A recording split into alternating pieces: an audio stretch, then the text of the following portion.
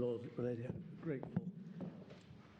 May I just clarify one matter before I come to ground one?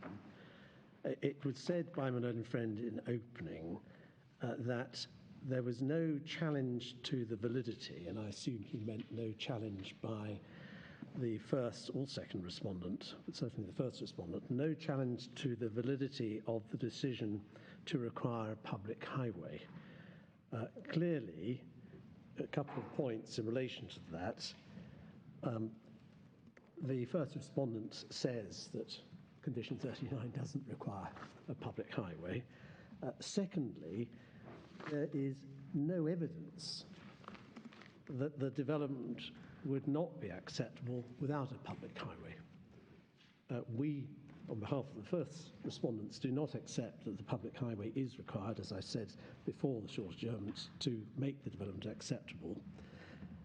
And so the spectrum of potentialities to which my learned friend referred, in my respectful submission, has no basis.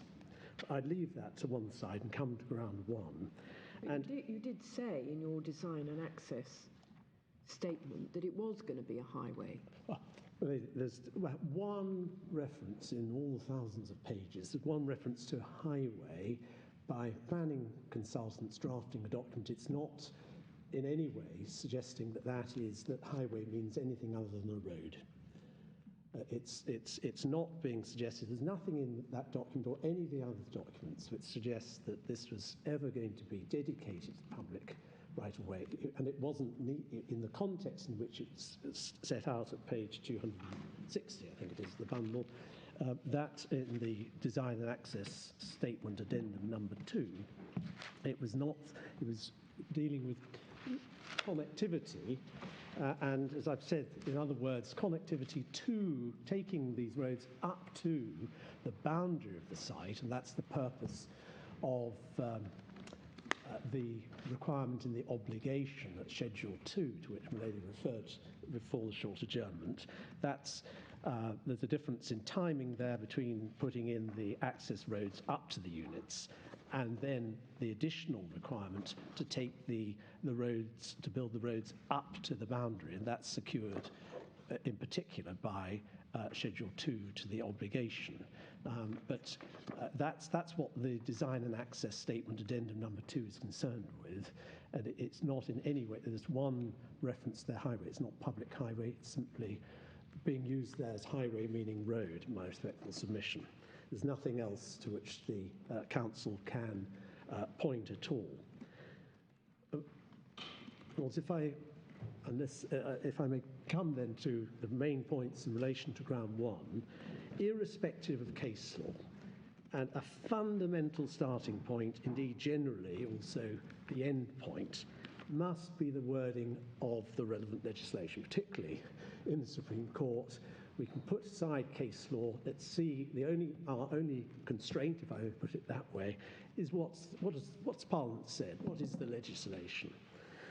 And the 1947 Town and Country Planning Act, which begins everything really for the modern era, of which, of course, the 1990 Act is the successor. I refer to it because, of course, that is what the Pix Granits, the Mixnums, all those cases, Hall and Shoreham, are all looking back to the 1947 Act. That nationalised only the right to develop land. Now it's in our Section 57 of the 1990 Act, back in 1947, Section 12. And as Viscount Dillon also observed in the Westminster Bank case in 1970, this is at the primary authorities 1235 at 1272C. I don't ask your lordship to turn it up, but just the simple reference. He refers to the 1947 Act having deprived landowners of, and I quote, the right to develop their land as they wish. There, in a nutshell, there are other references. We go to Hartnell and see what Lord Reed said back in 1965. But there, in a nutshell, is the 47 Act was depriving the right to develop. Not land ownership, but the right to develop. And land ownership only... What was the electronic page? That is at page, Viscount Dillon, 1272C, letter C. It's in the Primary Authorities bundle. I don't think so. It's 1262C. 1272C. It's 62. Oh, I do apologise if I've... What they've lost in common with other landowners is generally the right to develop their land as they wish. My Lord, I do apologise. 62, not 72 then. The 1947 Act did not, therefore, seek to authorise the imposition of a planning condition requiring the cession of land or interests in or over land.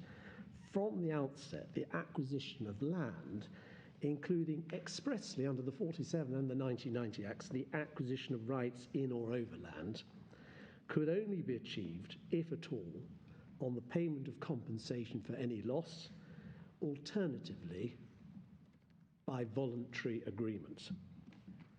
Now, I've set out in my written case and in both the primary and other authorities bundles the relevant provisions both of the 1990 Act and the 1947 Act. Lords, if we could look at the 1990 Act, and this is at 1314 of the primary authorities, 1314. These provisions will be very familiar, I'm sure, to some of your lordships. But before we go there, could I just ask one question? What was the equivalent in the 1947 Act of Section 106? Section 25. Section 25, thank you. Section 55 defines development. In brief, the carrying out of operations, whether building or otherwise, in, on, over, or under land, and the making or the making of any material change in the use of any buildings or other land. That's section 55(1). And so that's the nationalising. That's the definition of development. And then section 57 on page 1317 that provides that planning permission is required for the carrying out of any development as defined in section 55 of lands. So that's section 50. Section 70 provides for the determination of a planning application and for the imposition of conditions. Section 7, and that's just give us the page reference of that. Yes, 1319. Section 70, subsection 1, says that where an application is made, then ... the local planning authority may grant permission either unconditionally or subject to such conditions as they think fit, or they may refuse planning permission. There's that express power to refuse. And then subsection 2, for present purposes, in dealing with an application for planning permission, leave the words permission principle, the authority shall have regard to A, the provisions of the development plan so far as material to the application, and then we can go down to C, for present purposes, any other material considerations. So, and there's common ground, this means material planning considerations. So that deals not only with the determination of planning application, but also for the imposition of conditions. And section 72 at page 323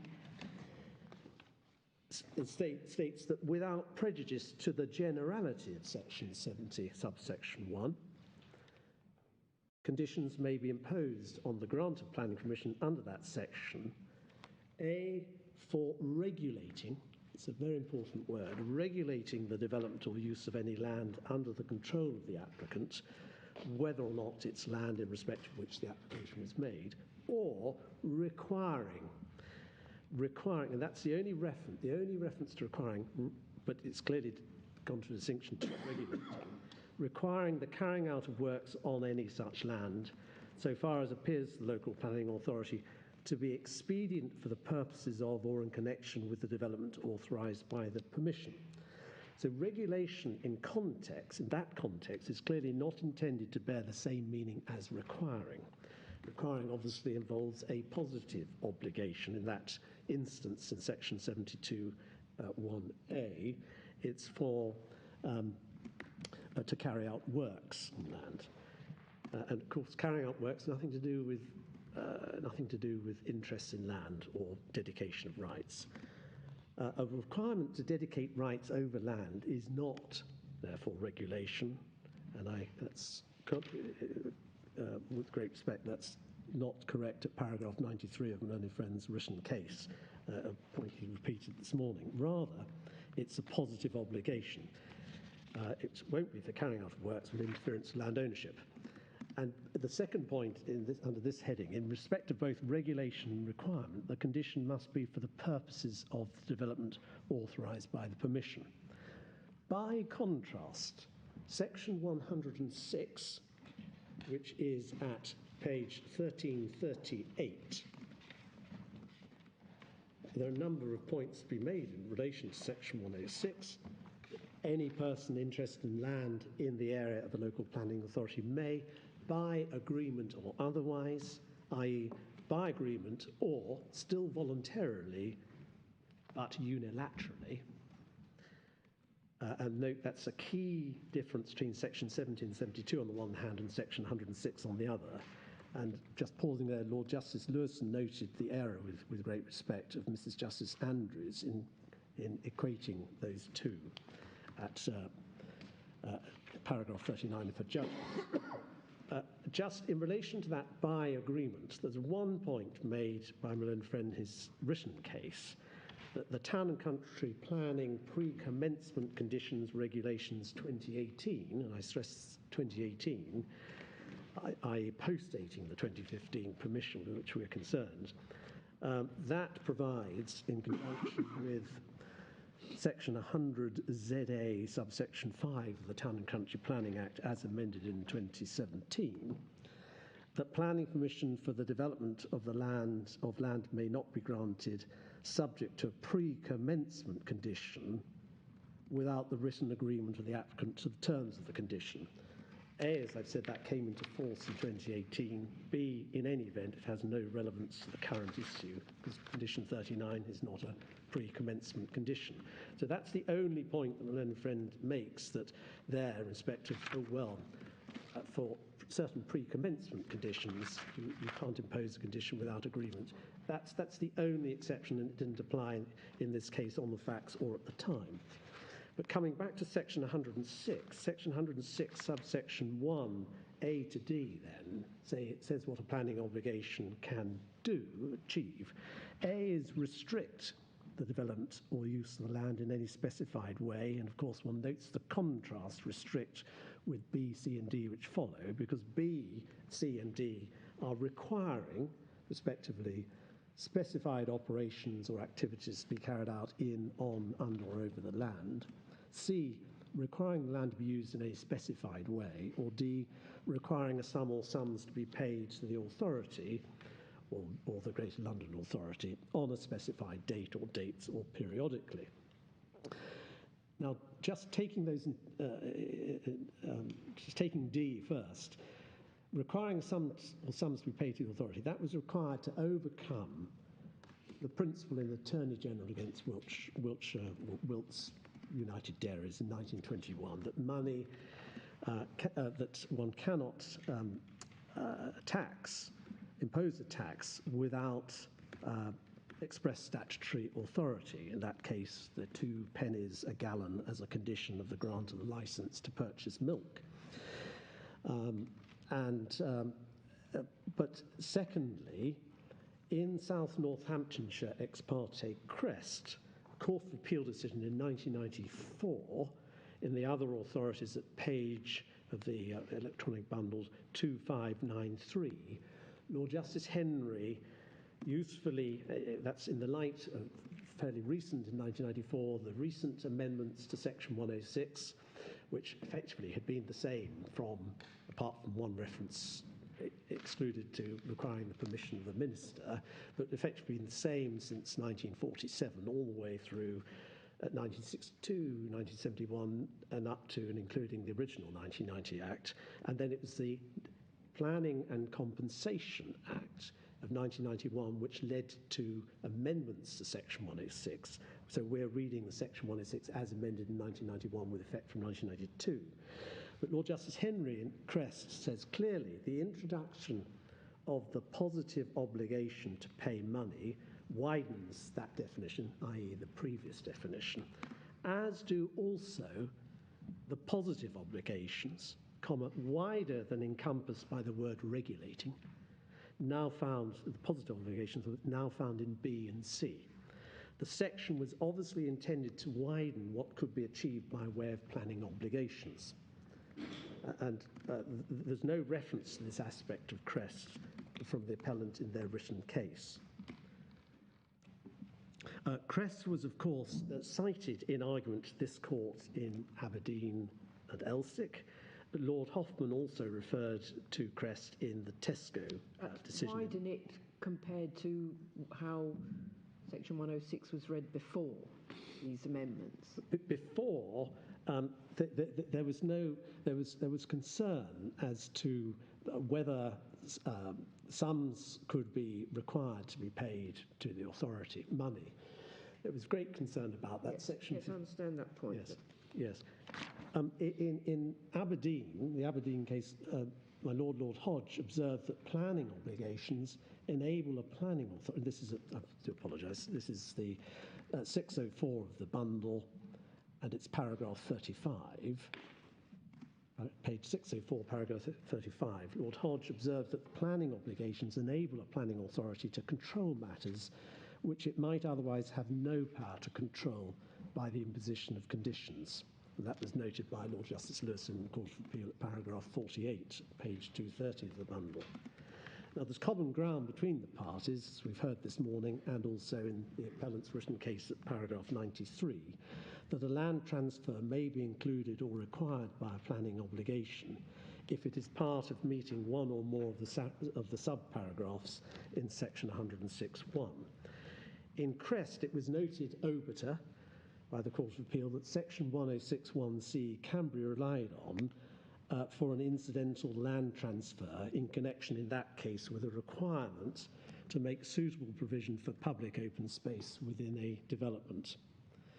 Crest, following Spring Image, decision of Mr. David Keane, QC as he then was, had held also that paragraph A of section 106, subsection 1, could also be relied upon if there was a Grampian condition form of wordings used, so that, for example, restricting development or occupation until a desired event such as dedication or entering into Section 38 agreement had been achieved, or in that case until sewerage had been provision had been made for appropriate sewerage. For the uninitiated, it might be helpful to explain what a Grampian condition is. Yes, a Grampian condition, which derives from the name of that case in 1984, I think it is. Grampian Regional Council against Secretary of State, Scotland. Exactly.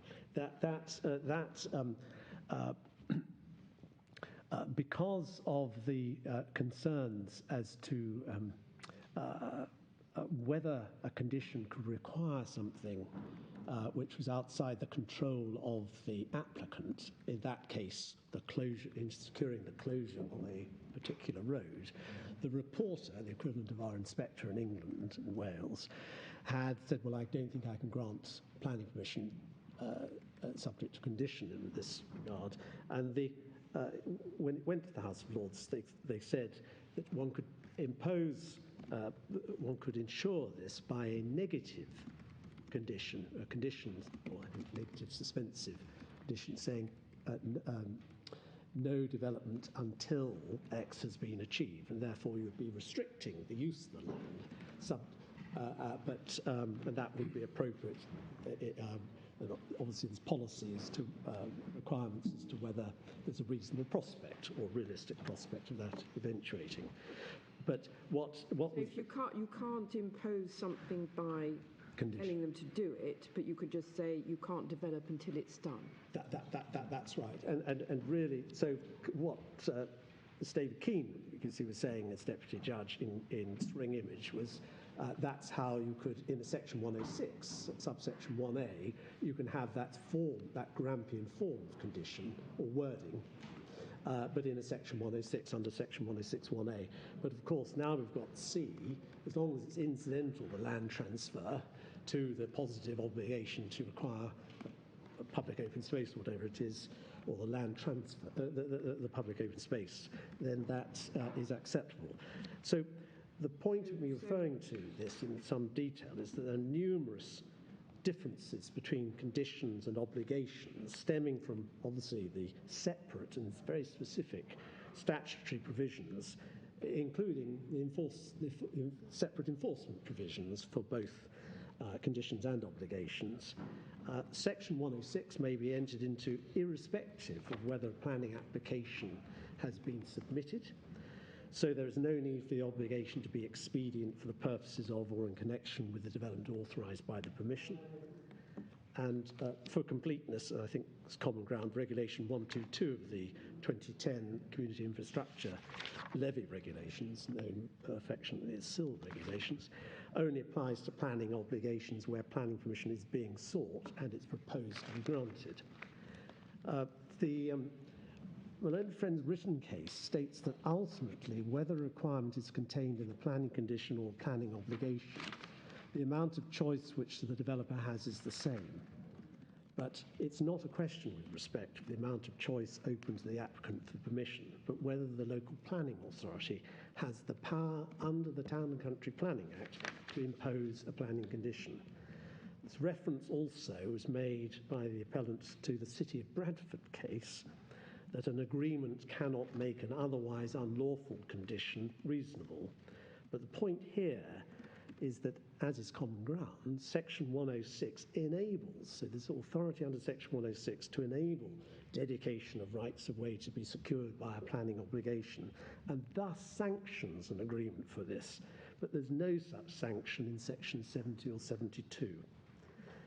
Lords, coming on from 106. Just before we do come on, the Grampian case is that this, in a way, it's quite a useful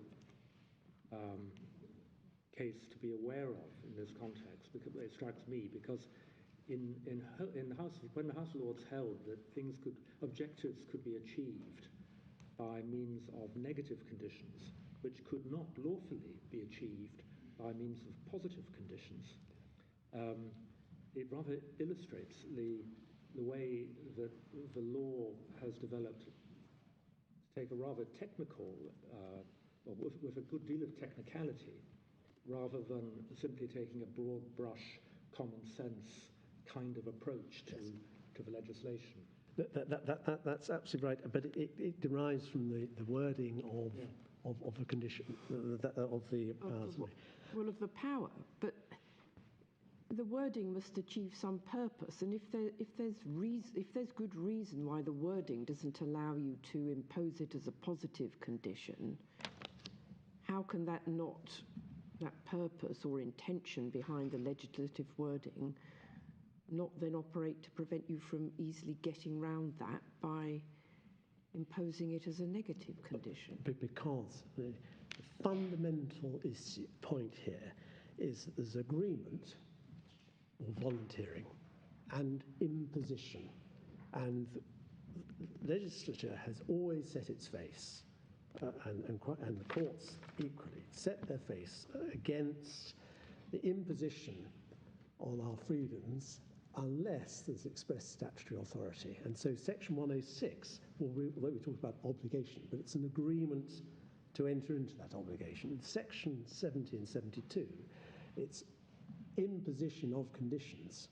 So that's the reason, and the Parliament has broadened Section 106 to make it clear that one can, under Section 106 1C, one can have these incidental transfers of land, for example, in relation to positive requirements, but it hasn't amended the Section 70 and Section 72. So there's, and Grampian is a perfectly, the House of Lords clearly accepting and realising that, and this is an acceptable way, so that we are sticking with we're observing the rule of law, in other words, what the Parliament has said, and use the words restricting or regulating, not requiring.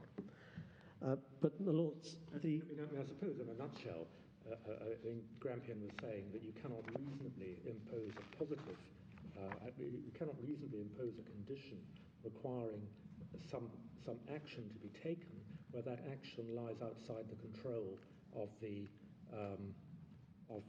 developer. Whereas it is within the developer's control whether to commence the development or not, and so you can lawfully impose a condition which prohibits him from commencing the development until a certain state of affairs has come into being. That's right, yes. If I may, I don't want to rush, but simply because I have a time limit as well, yes. Sections 102 to 115, beginning at page 1334, a discontinuance notice may be issued. This is going back to the structure of the legislation in respect of a use by a local planning authority or to change if the condition is not acceptable, subject to payment of compensation as in section 115. And then sections 226 and 227 within part 9, and I refer to part 9 because when it comes to section 336... Before we get there, you've included section 100ZA. Related that 100ZA, I simply referred to that in connection with the pre-commencement condition regulations at 2018, of 2018. So that is how that power has so far been exercised? That's right. But it hasn't been exercised to preclude the imposition of a condition requiring someone to dedicate a road as a public highway? No. Lady, that's just in case I misunderstood. That is the only occasion where the agreement of the applicant must be sought before imposing a pre-commencement condition. Otherwise, no agreement's needed. It's the imposition. I hope that's clear. May I just take the court to sections 226 and 227 at page 1347 and 1350, because those are the powers within Part 9 of the Act, powers to acquire land compulsorily or by agreement, where, in particular, this is required for a purpose which it is necessary to achieve in the interest of the proper planning of an area, but compensation is payable for any loss flowing from the compulsory acquisition. And section 336, subsection 1, defines land, page 1353, in relation to the acquisition of land under Part 9, expressly including any interest in or right over land.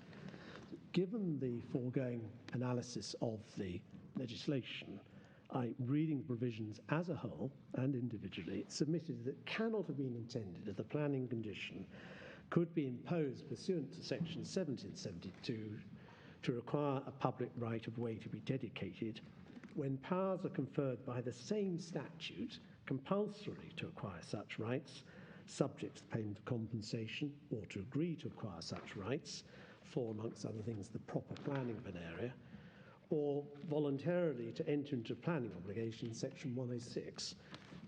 Reading as a whole, I can't put it any more, it is as simple as that. It's a very straightforward matter in my respectful submission. But it's a fundamental point, and with great respect, a fundamental flaw in the appellant's case under ground 1. The appellant's submissions, moreover, do not find any support in any canon of statutory interpretation or statutory construction devised by judges over the last 150 or more years.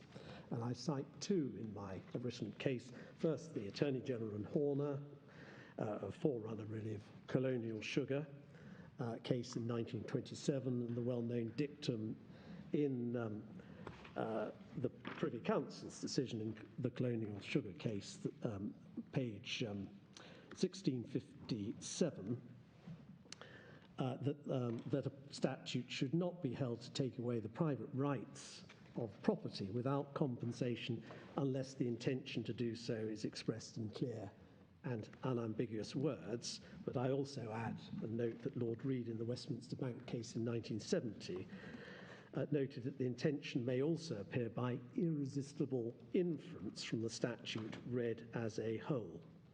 And is that how you get the power to require the transfer of land under section 106 even though it doesn't say that you can require transfer. It can only be only incidental to actually achieving the object, which is a planning purpose, which is this land should be public, this land should be open space. Incidental to that is the transfer of land, but that's in my respect, submission implicit. But that's irresistible inference. But of course, that is in relation to Section 106. It's not in relation to Section 70 and 72.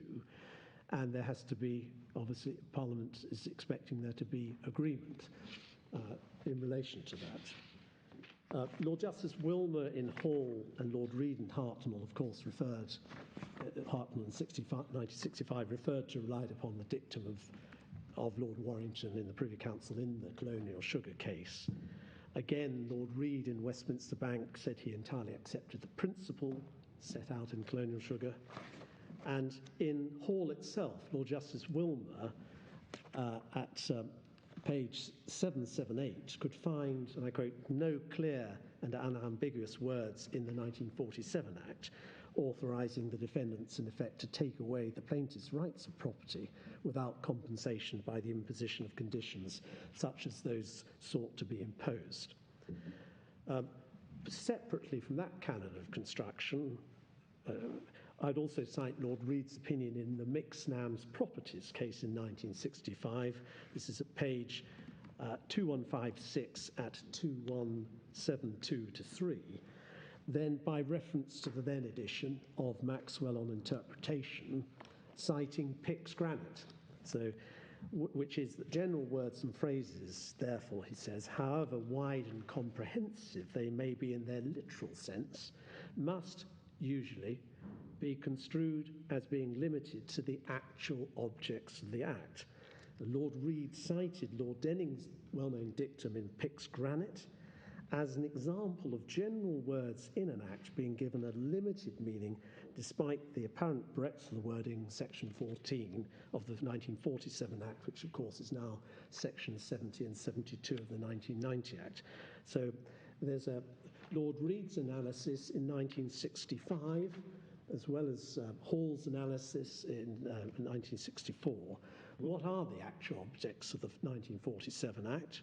Well, they're summarised in the long title to the 47 Act, page 2779, an act to make fresh provision for planning, the development and use of land, for the grant of permission to develop land, and for other powers of control over the use of land, and then to confer on public authorities additional powers in respect of the acquisition and development of land for planning and other purposes, to amend the law relating to compensation, and to provide for payments out of central funds in respect of depreciation occasioned by planning restrictions.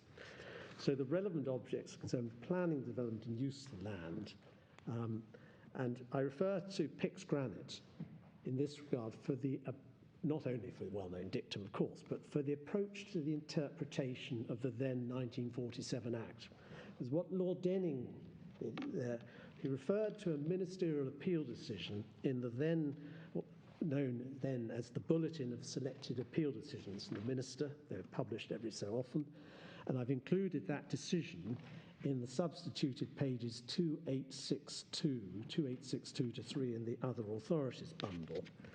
In that case, the London County Council had given permission for the erection of a new factory on a new site, but sought to impose a condition that the existing works on an old site should close down as soon as the new factory is brought into use. The minister stated he could see no objection to the erection of the new factory in itself, but he accepted that the condition was desirable in the interest of the overall planning. So no issue with this site on freestanding. I can see it's desirable that you close down, stop that use on that other site for proper planning of the area. But as Lord Denning said, the minister was advised, rightly I think, said Lord Denning, that the condition could not properly be imposed, as it was in part an attempt to suppress existing development by depriving the manufacturers of the right to use their existing factory. And that suppression of an existing use of this kind could only be achieved by an order under Section 26, which is now our Section 102, a discontinuance notice. So that example obviously concerned the taking away of existing use rights, planning use. We're not talking about land ownership. So rather, this is a fortiori in our case. But what's important there is, even in respect of the planning use right, the existence of Section 26, subject to payment of compensation, was the analysis, how do we analyse the 1947 Act? Similarly, in Hartnell, all about caravan site licence condition, could that cut down an existing planning use right? Again, Lord Reid refers to Section 26 of the 1947 Act with the liability to pay compensation, and says, no, the caravan site licence condition cannot cut down that right. You would have to go under Section 26, serve a discontinuance notice, and pay compensation. Obviously, as I repeat again, existing use rights, not land ownership, but never, because that's so. But even therefore, within the more planning purposes, they are construing the Act not without if compensation is provided. Now, the learned friend's written case refers to Kingston, and it's the appellant's written case at paragraph 66 states that interference with landowner rights by conditions is commonplace. A planning condition may restrict an existing lawful use of land without compensation. Pause there. That doesn't, of course, address the present issue of whether you can require land to be ceded, interest in land to be ceded by condition. Kingston was a very different case. It concerned a condition affecting use rights, not land ownership interests in or over land. Permission was sought, expressly sought, granted and implemented for redevelopment of a railway station, and a use of a small part of the application site was for it said on the plans, so the applicant put forward the plans, that area will be used for car parking for 7 cars. That use was inconsistent with the continuation of the previous use of that part of the application site. So here's echoes of Pilkington. I know the Lordships had a case recently relating to that. So inconsistent with the continuation of the previous use of that part of the application site, which was for access to an underground electric cable, rather essential for the railway. Unsurprising, compensation was not payable in such circumstances, but that's in relation, because after all, the applicant was saying, I want to change the use, I want this for this purpose, and they couldn't have that and both of them together. Just in this context of existing use rights, no compensation, in the bundles, you've got the case of Allnat and also City of London Corporation. May I just summarise it in this way? The City of London Corporation case again says that for permission to use land as an employment agency, subject to a planning condition, be used for no other purpose, even though another office use would not amount to development. That was lawful, even though there's no compensation.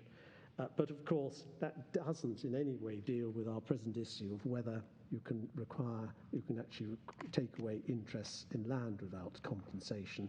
Allnat in Kingston, I won't take any on a spectrum of those sorts of cases. There's a debate, and as to the decision in Allnat, Lord Widgery in Kingston doubted the reasoning but not the result. I don't need to, I simply just to help the court when it comes to read those. I don't need to take any further on that, but just to show, just assist the court with what my understanding of those. Now, the understanding that I put forward, the interpretation of the 1990 Act and the 1947 Act is all of a piece with Circular 50/80/51. It predates Hall, contrary to Is that in our bundle? Yes, it is, and it's at 1376, and I'd like to refer your lordships to page 1376, and there to refer to paragraphs 12, 13, and 14 of the circular. I've mentioned already the preface to that before the actual circular, when in my opening that said there's nothing. we're repeating views which are not new, but just 12, 13 and 12 has a heading, conditions should be planning conditions. And it says under paragraph 12, the Town and Country Planning Act is an act for regulating the development and use of land, and the powers it confirms are only available for those purposes. So which page are you reading from? That should be 1376. I tread cautiously, having... 1380. Paragraph 12, 1380. So I'm so sorry. Yes. That 13. Yes. Here we are. It's 1380 for condition 12, for paragraph 12. 1381 for the other 13 and 14. I do apologise. 1380, I was referring to the heading, paragraph 12, and then third line down, the Town and Country Planning Act is an act for regulating the development and use of land, and the powers it confirms are only available for those purposes. Paragraph 13, under the heading improper conditions, the general principle, and this is right at the beginning, it is a general principle that no payment of money or other consideration can be required when granting a statutory consent, except where there is specific authority. Conditions requiring, for example, the cession of land for road improvement or for open space should not therefore be attached to planning permissions. And then paragraph 14, again, note, if I could ask your lordships a note about What land are you saying is required to be ceded by this? Well, the cession of land includes rights over land. So what right of yours, how would you describe the right that you... Or give up, dedicate a public right of way over land, if that's what condition 39 is construed to mean, that would be cede your ability to stop people from coming on your land. No, I now have a right to walk, cycle, march, everything else across the land as a member of the public. Indefinitely. Rights. Indefinitely. Indefinitely. Yeah. And you do see two splits depth, don't you? I'm so sorry. My recollection of the TfL case is that the Highway Authority acquires two spits. Yes, the top two spits, Runcorn, Lord Denning. There's two different concepts. There's one, the allowing of the public over the land. That's one thing. The second thing is the adoption by the local authority, and there the TfL case does give the top players, as it were, that you're ceding a right of ownership to the local authority. But in Hall, I think two of the judges thought that the first stage, the concession of a right of way, was within the scope of a condition, didn't they? Well, Lord, I accept that in the written case, but with great respect, that was incorrect. You think that was wrong? I do. I don't see any difference between an easement public right of way. So you think Hall was wrong in On that point, I said so quite explicitly in my written case. You did indeed. Yeah. Yeah, because it wouldn't be regulating the development or use of the land. That's right. That's really quite a separate point from the colonial sugar point. Yes.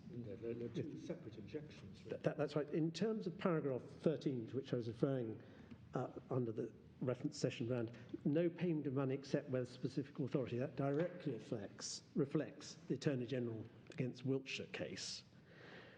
The next wordings, no payment of money or other consideration except where specific authority. Now that, in great respect, in my submission, that is within or similar, or analogous to the principle in Attorney General in Wiltshire.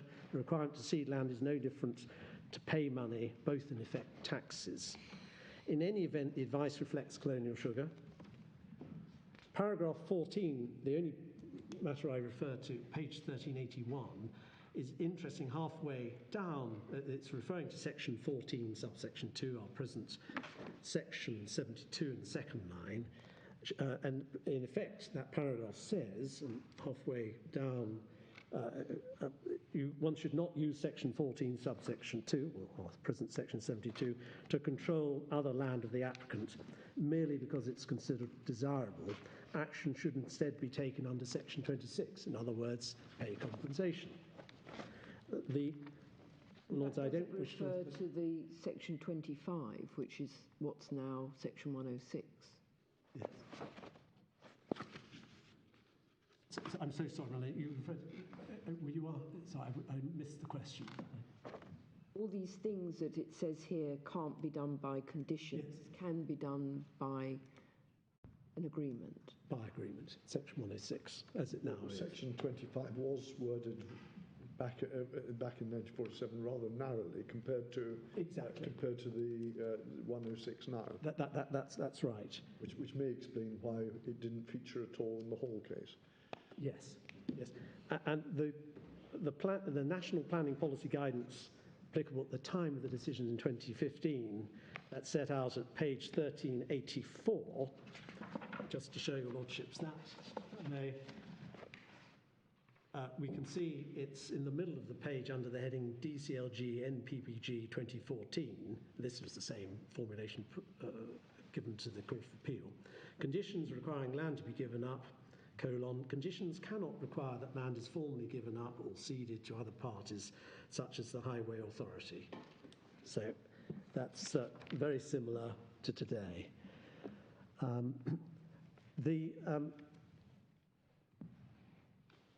So as to case law regarding the principles to be applied when considering imposing a planning condition, Pix Granite is an important starting point. More recently, in Aberdeen, of course, Lord Hodge at paragraph 51 refers to a planning obligation that an ulterior purpose, even if it could be categorized as a planning purpose in a broad sense, will not suffice. So I just read across from that, that's planning obligations, but to impose a planning condition, bearing in mind that the ulterior purpose comes from Pix Granite in relation to conditions, to impose a planning condition to require the dedication of rights could also be construed as for an ulterior purpose. Lords, I'm going to briefly, Wright and Forrest of Dean in 2019, the decision of your lordships, is an example of a planning condition imposed for an ulterior purpose, providing general benefits to the community. It's set out, referred to paragraph 52 of the written case. That was in the context of a development of a turbine, a single turbine. So irrespective of whether in Hall condition 3 in that case is properly to be regarded as the imposition of a condition for an ulterior purpose. Hall found that the condition was so unreasonable that, and I quote, Parliament clearly cannot have intended that it should be imposed. So statutory interpretation and abuse of discretion are intertwined. And now Hall and Shoreham is regularly referred to as an illustration of a breach of the third Newbery test. It's submitted that the principles decided by Hall is correct. I've set out in my written case some criticisms, respectful criticism, but I hope balanced and fair criticisms, as well as not just taking the choice points, but also confronting those issues which may not stand the test of time. For example, whether it would be satisfactory to grant an easement to your neighbour, or to require an easement to be granted. There's no difference in principle between the grant of an easement and the dedication of public right-of-way, in my respectful submission. And I just, obviously it's been followed in many times since.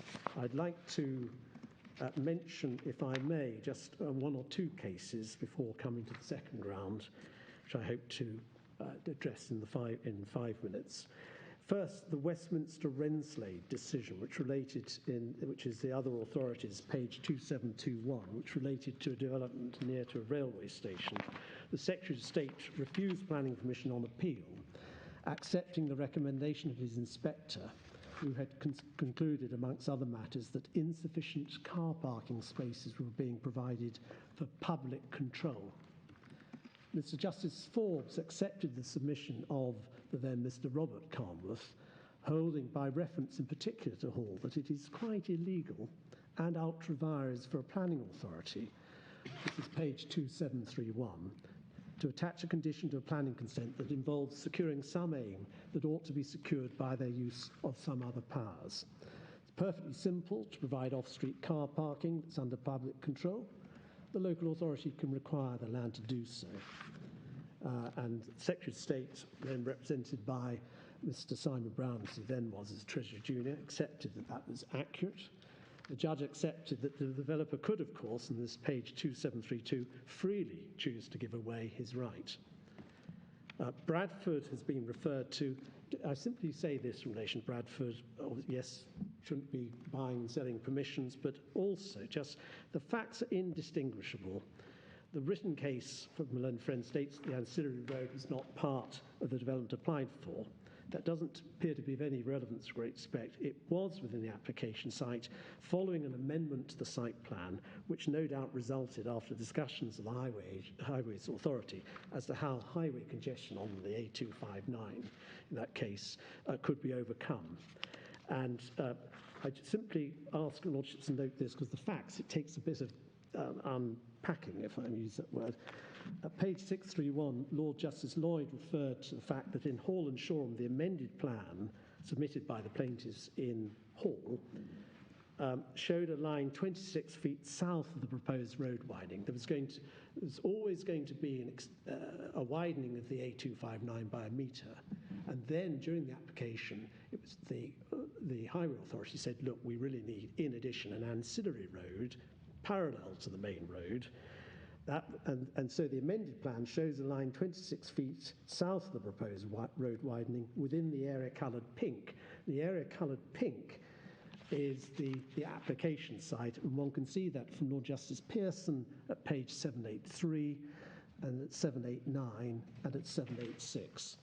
So in Hall, they sought to impose a condition on the application site requiring rights of passage, not on the Court of Appeal. Ditto in Bradford, not on, indistinguishable. Ditto this case on the appellant's interpretation. Tesco, in the House of Lords, great respect, I have referred to in my written case, and I've nothing to add to that, what Lord Hoffman said. Westminster Bank case, again, that was in 1970, that was a refusal of planning permission, no compensation there. But of course, there was a choice. Sorry, I forgot that. Sorry.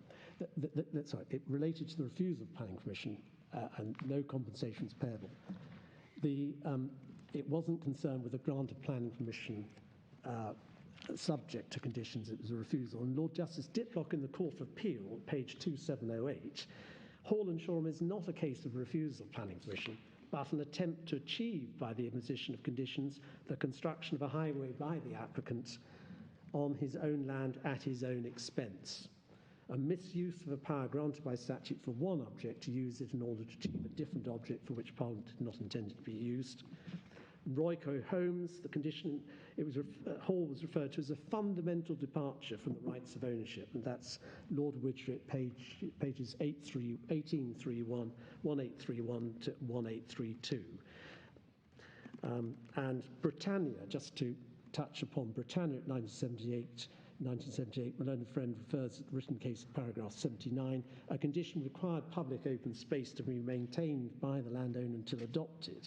But as I've shown in my written case, what is missed out, but is in the reports, and particularly the case analysis subsequently in the Shanley case at 2226, right-hand column, is that there was an accompanying Section 19 of the Gloucestershire County Council Act, 1956, similar to an undertaking given, rather like an undertaking, Section 106, that it was via that the land was going to be secured as public open space. So it's a misreading. It wasn't a condition requiring the dedication of public open space. That was secured by equivalent of the Section 106. Lords, finally, on this point, may I just refer to this matter before I come to ground two. Before the Human Rights Act, the decision of the minority judgment of Lord Justice Brown Wilkinson in Whelan City, Leicester City Council, 1985, at page 2736. I refer to this. It wasn't, the decision was upheld, overall decision was upheld by the House of Lords. But Lord Roskill, at page, did not accept what regarded the somewhat broader ground of Lord Justice Brown Wilkinson at page 1076. But it's with great respect, this entirely, obviously very different facts of that case. But here it encapsulates the approach we invite the court to take. And Lords, he says this: I do not consider that general words in an Act of Parliament can be taken as authorising interference with these basic immunities. In other words, then the fundamental freedoms, freedom of the person, freedom of speech, and no doubt the protection of property. Parliament, being sovereign, can legislate so as to do so, but it cannot be taken to confer such a right save by express words. Analogous position, Attorney General Wiltshire. That struck me back in 1985 when I vividly remember reading it for the first time. Is entirely encapsulates now the approach we invite the court to take, and it is a valuable discussion. Can you remind us of the... Yes, it's page 2736, yeah. Wheeler, Leicester City Council. Lords, going on to the second ground... Where were you quoting from in Wheeler? Yes, none of us have found it. I'm so sorry. I was looking for it and didn't find it. I'm so sorry, my... it's right... This is on A1P1. No. Well, this is a precursor. This is before the Human Rights Act.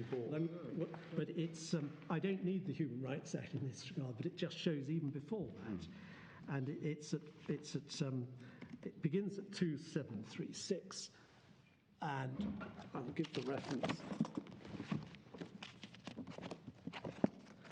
I do apologise. And it's here, it's at page 2747, and it's at letter D in particular, D to E. Lords, going on then to my ground two. Just 1 minute. Yes, thank you. Lords, Well, this is really, it's a line of thought developed in the, what do you call it, Pearson, which again is yes. Lord Brown Wilkinson and then Sims. My Lord, yes, my Lord, yes, it's the legality principle. My Lord, coming to ground two, very briefly, because I need only be brief, important though it is, of course, there's no express requirement to dedicate in condition 39. The requirement is to construct access roads up to each unit, not to, it's now accepted to each unit to base course level before each unit is occupied, so that each unit is served by a fully functional highway. The reason is to ensure that the development is served by an adequate means of access to the public highway in the interest of highway safety. The public highway then was the A420. They use this expression also in condition 43 itself, public highway. Also, it's in the section 106, schedule 3, paragraph 3 at page 316. Express reference to dedication as a public highway over the A420 improvements land. The condition is concerned with the timing of construction and the standard of construction. The absence of the word public suggests in context that highway is simply referring to the physical access roads rather than requiring the public to have right of way over them. Whilst highway can mean a way over which the public have a right to pass or repass, it can, for example, simply refer to the physical road itself in TfL and Southwark, paragraph 32, page 1197. I submit that the analysis of the inspector, paragraph 20, at page 432, is wholly apt. I don't take your lordships to it, and also at paragraph 23, the inspector found this interpretation of hers was neither difficult nor unclear. It's interesting, the reason for the condition is nothing to do with connectivity. It's to do with, of this site and other sites. It's exactly. To do with the safety of the means of access from the development to the highway. Well, yes, and fully functional highway, the standard of construction to enable all categories of traffic to be accommodated, including HGVs, since BH uses are proposed storage and distribution, for example. Bringing into occupation use, contrary to the wording in condition 39, contrary to the appellant's written case, this is a reference to the units, not the highway. See to condition 38, where occupied or brought into use again relates to the units. Connectivity, as I said, is enabled by the construction of the access roads to the boundary of the application site. It does not require public rights of way. I respectfully endorse all 11 points of Lord Justice Lewison, which he gave for why this was the natural a realistic interpretation. In my respect for the submission, he was saying it's the most natural. It's all he had to do was to consider where it was at the very least a realistic interpretation. Lord Justice Arnold went further and said that the inspector's interpretation was the correct interpretation. Lord, just in relation to this, the third issue, which we don't accept, I entirely endorse and respectfully agree with my Lord Reed's observation. Under Section 288, subsection 5b, this court has no jurisdiction to quash that planning permission. In addition, it's far too late. It's 7 years later. It's been acted on. The roads and units are in and let, as we've heard. And I don't need to refer to know, but it's not for the Supreme Court whether it should be quashed. That's for a different date, should it ever arise. Lords, just to deal with one other point about maintenance, because the lady referred to that. How would maintenance be dealt with? It's either under section 106(1a), one says there's no occupation until a Section 38 agreement has been entered into. That deals with maintenance under Section 38, or it's under Section 106(1c). If it's a transfer of the land, then the new landowner will have the ability to maintain. If it's a dedication, then there would be no liability as such to maintain, but there would be a power to maintain it. Lords, unless I can assist your lordships further, we simply submit that the decision and the certificate issued with correction law should not be quashed.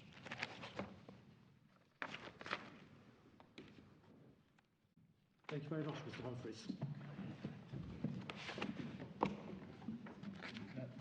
The first point I'll make is to remind the court that this appeal concerns a challenge to an inspector's decision letter interpreting Condition 39. The legal arguments arise in that context. The relief that's sought is the quashing of that decision letter. The Secretary of State's position is that Condition 39 did not and could not lawfully require dedication of public rights of way as the appellant contends. My primary submission is that the inspector was right in her interpretation of Condition 39, and that it does not require the public to have rights of way over the access roads. If the court accepts that, that's the end of the appeal, as Mr. Harwood accepted this morning. My secondary submission is that, at the very least, the inspector's interpretation of Condition 39 was a realistic one. It's common ground that the validation principle applies to planning permissions, and in light of Hall, Condition 39 should be given the meaning the inspector gave it, in line with the validation principle. Now, we say the validation principle falls to be applied on the state of the law at the time the planning permission was issued, and not in light of any decision this court might issue after today. So that even if Hall is overruled, that would not affect, in my submission, either the operation of the validation principle or the legal context at the time the planning permission was issued. So in that sense, the correctness of Hall is, in my submission, academic in this case, because it is relevant as an aid to construction of Condition 39. This is not a case where the lawfulness of the condition is directly under challenge, and a Section 288 challenge would not allow that to happen. In my submission, it is simply not credible for the appellant to contend that it intended to impose a condition which was both contrary to long-standing authority in Hall and contrary to even longer-standing government policy, and which, as even the appellant accepts, would at the very least run the risk of a legal challenge based on Hall. But we do say, finally, that if Hall is to be revisited, it was correctly decided and should be upheld, and that the position is that a planning condition cannot lawfully require dedication of land as a highway over which the public have rights of way. So I'll begin my substantive submissions, if I may, with the decision letter, which is under challenge That was, as Mr. Humphreys explained, a decision by an experienced planning inspector who would be familiar with the interpretation of planning permissions as part of her job, in particular dealing with enforcement appeals. And in my submission, the task of interpretation of planning permissions would fall within her professional experience. My submission is that the court should recognise that experience in deciding whether to quash her decision. Now, this court in the Hopkins-Holmes case identified that degree of deference in relation to the interpretation of planning policy. Now, in my submission, it is comparable to the situation we have here with the interpretation of planning conditions. And as the Supreme Court held in Hopkins-Holmes, the court should start at least with the presumption that the inspector understood the document correctly. The decision letter is in the bundle at page 429. If I could ask the court to go to that, please. The issue is identified in paragraph 1 of the decision letter on page 429, in my submission, correctly identifying the question. And then the inspector deals with it, page 432, paragraph 20. Now, the inspector begins there by recognising the, as it were, as she puts it, usual meaning of the term highway, but goes on nonetheless to explain why, in her view, condition 39 nonetheless deals with the manner of construction. And at the bottom of paragraph 20, it says, used in the context of the condition as a whole, the clear references to the construction of roads, the distinct inclusion of the term public highway, and the reason for imposing condition 39 reinforces that point. Then in paragraph 23, again in my submission, the inspector adopts the right legal approach, referring, for example, to the natural and ordinary meaning of it, and reaches a clear and firm conclusion that it cannot sensibly be interpreted as requiring the use of the roads by the general public. Then, on page 434, the argument in relation to Hall & Co. is raised. Paragraph 32 of the decision letter, third line, the inspector refers to it as a long-standing rule, and then deals with that point in paragraph 34. Halfway through paragraph 34, I concur with the appellant that this is entirely different from requiring the effective dedication of such roads as public highway without compensation, and that is, of course, because the inspector concludes that properly understood, the condition does not fall within the Hall principle because it relates to road construction. And she says in paragraph 35, I conclude there's no requirement of the planning permission and conditions to allow unfettered access over the estate roads. The permission merely requires the construction of roads in accordance with the approved details. The inspector reaching a firm, in my submission, clear conclusion there. She concludes at the end of paragraph 35 there's not necessary to have regard to extrinsic material, but then in 36 says that when regard is had to extrinsic material, the same conclusion is reached. So we say that the inspector properly interpreted condition 39 and the decision letter should be upheld. The inspector's conclusion was correct for the reasons that she gave, as Lord Justice Arnold decided below. That's the correct meaning. But the 11 reasons that Lord Justice Lewison gave are, in my submission, cogent reasons supporting the inspector's conclusion as well. But it is at the very least a realistic interpretation. It's realistic for the reasons the inspector gave in the decision letter, realistic for those 11 points made by the Court of Appeal. Mrs. Justice Andrews and the High Court accepted the inspector's interpretation was a possible one.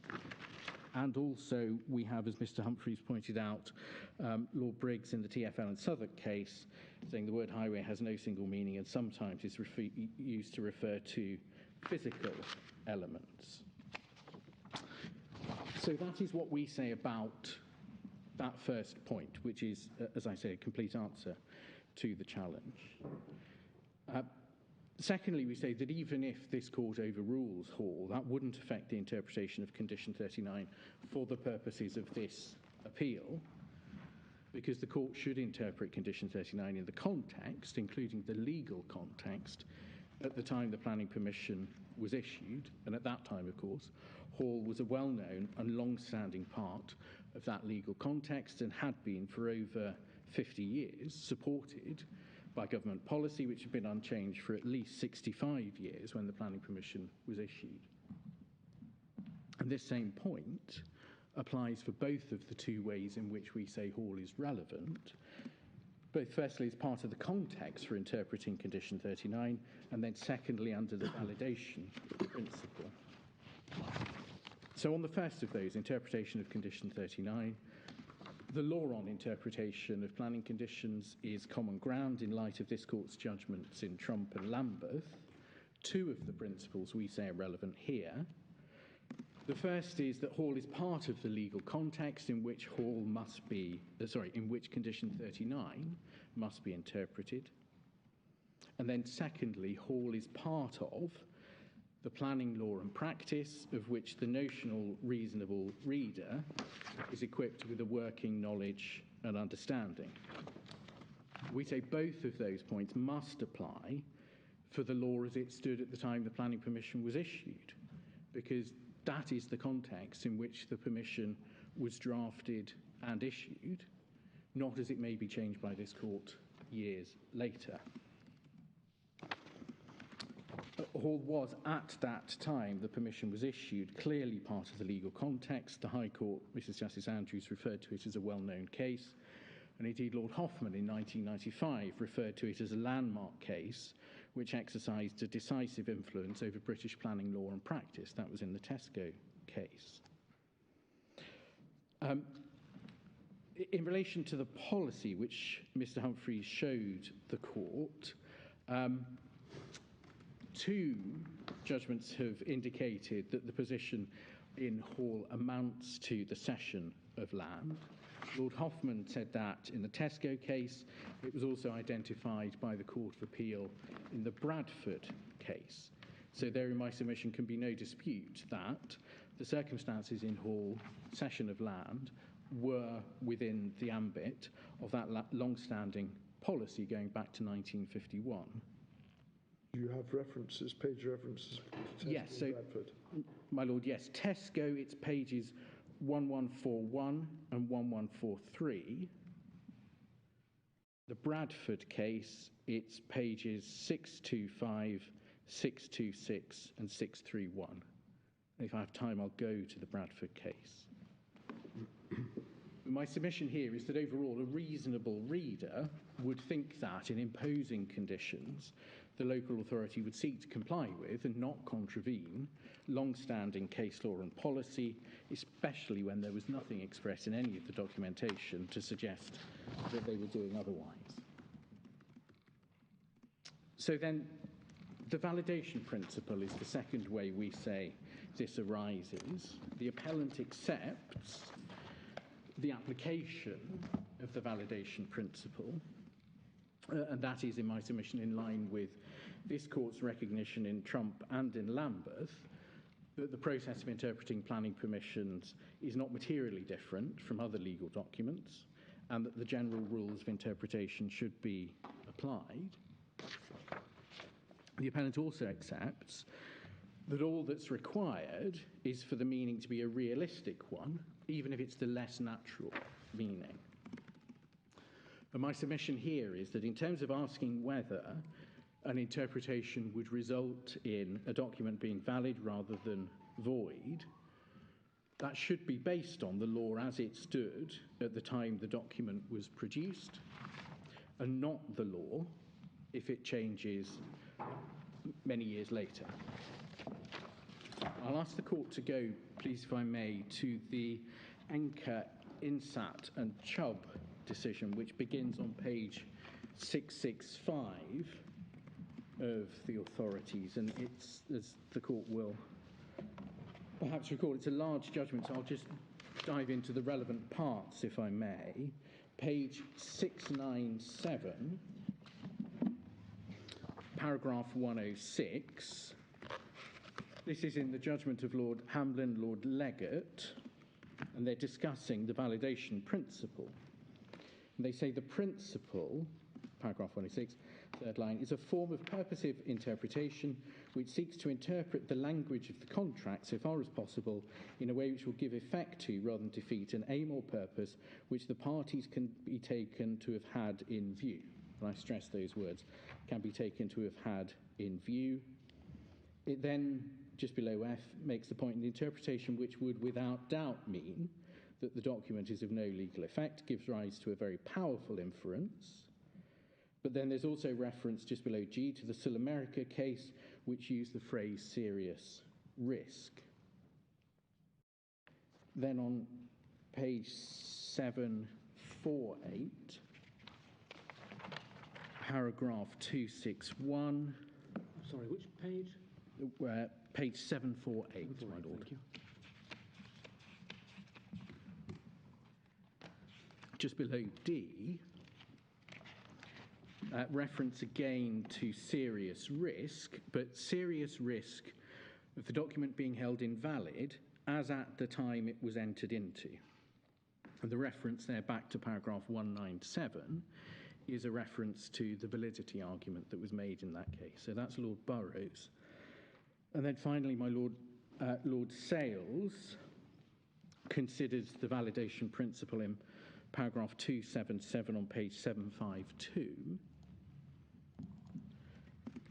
Just below, 277, the validation principle is an aspect of the general objective approach to determining the intention of the parties. And then just below F, the parties are presumed to know the state of the law at the time they contract. Again, I stress those words. And then there's a reference at G to serious risk, again by reference to the Sul-America case. And it goes on to say, since the inference is that the parties would choose certainty rather than uncertainty. So in my submission, it's that the law as it stood at the time the document is produced. And that is because the validation principle is rooted in the idea of giving effect to the intentions of the maker of the document. We cite 4 other authorities in our written case. I won't ask the court to go to them, but I'll just draw out the points from them. The first is the Tillman case, paragraph 38, which uses the phrase, the parties will have intended the instrument to be valid. Then the BCCI and Ali case, paragraph 39, the parties are unlikely to have intended something unlawful or legally effective. And then going back to the Baden's Deed Trust case, refers to interpretation to effectuate the settlor's intentions. And then the Langston case, which refers to reading the document in the way the maker of it intended that it should stand.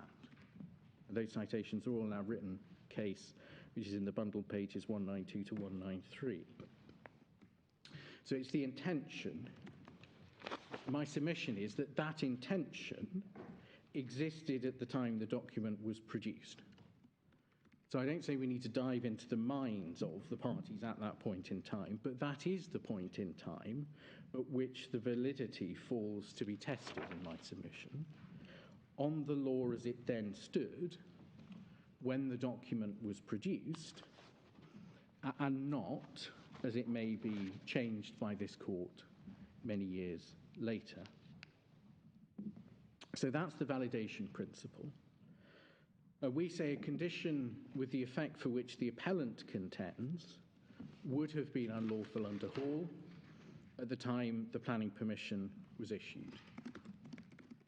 But in the High Court, the appellant conceded that Condition 39 would have run the risk of a Hall challenge at the time, even if it would not necessarily have succeeded. And it is, in my submission, undeniable that there would have been, at the very least, a serious risk of Condition 39 being held invalid. I think Mrs. Justice Andrews records at a couple of times that nobody was arguing before her that the condition would be unlawful if Clause 39 meant what Swindon said it meant. The validation point, I think it's fair to say, was introduced in the Court of Appeal. No, I don't think she was talking about that. I think she was talking about nobody was saying that Hall would have precluded the imposition of this condition, meaning what Swindon said. Well, I think that always was an argument, and I showed your ladyship the decision letter before the planning inspector where she referred to Hall as part of the interpretation approach, and said that she didn't need to decide that because she had decided that the condition dealt with construction and not with rights over land. So my submission, it is something which has always been part of the context, but I accept that the validation principle was something which only was raised in terms in the Court of Appeal. But we say, as I indicated, the inspector was right, but in any event, the validation principle applies in order to support her interpretation as well.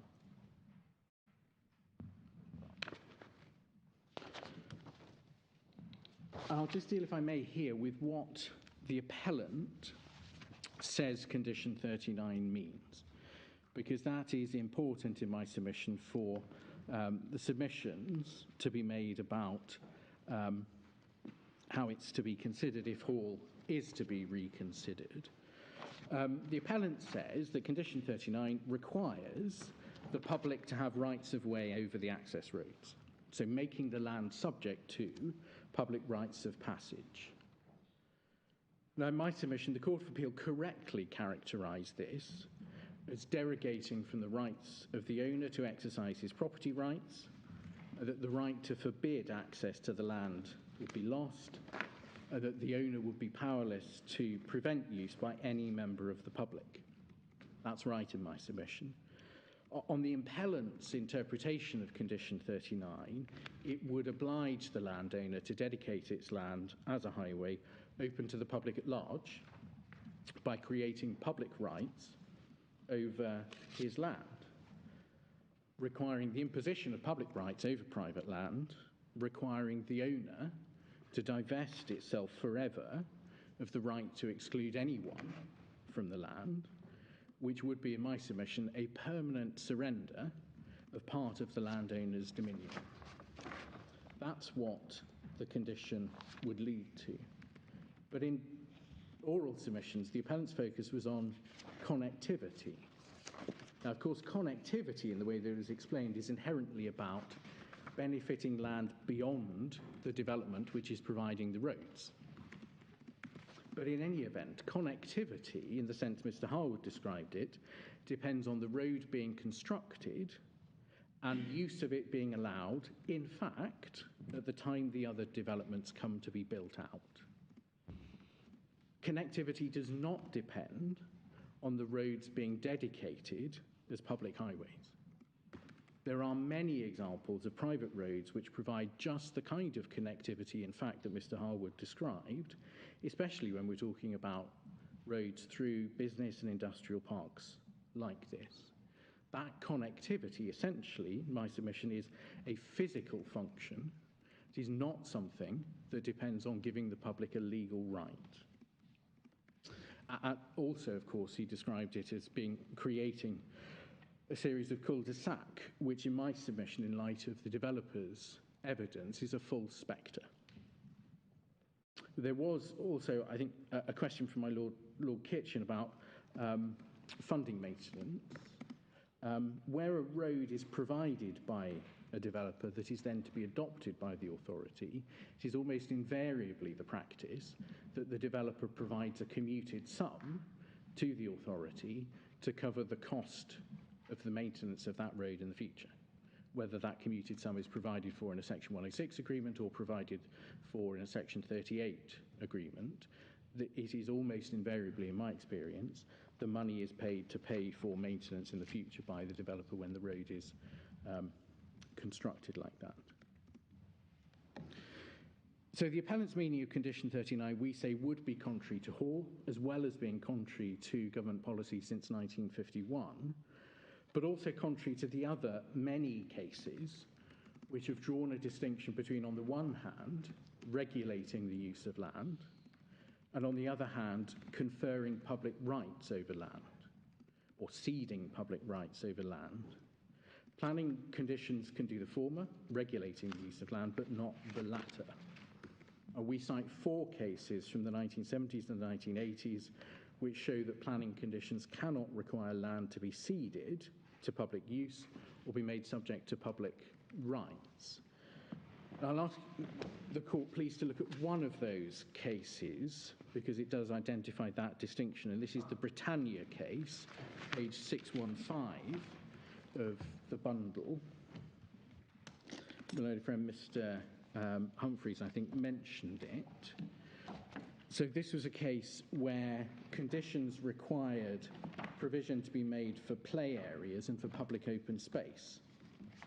The Secretary of State said that they were improper because conditions could not require land to be dedicated to public use.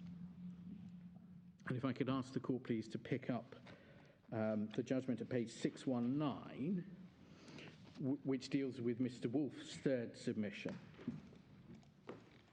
He says, it's clear from Hall that a condition requiring a road to be dedicated to the public is unreasonable and therefore ultra vires, and no doubt the same applies to open space. The judge goes on to say, in my judgment, the conditions in the instant case are different in one material respect, namely that they do not require any land to be dedicated to the public. He goes on to say, hence, there's no requirement to dedicate, therefore it follows that the spaces would not become dedicated, and concludes that paragraph by saying, but as I've said, there's nothing in the conditions which require dedication to the public. The applicants would be entitled to exclude the public from those open spaces. Now that, in my submission, is an encapsulation of the position. The conditions in that case were lawful because they did not go as far as requiring dedication to the public and removing the owner's entitlement to exclude the public from the land. The 3 other cases, I won't ask the court to turn to them, but just mention the points. I think my learned friend Mr. Humphreys has mentioned at least 2 of the 3.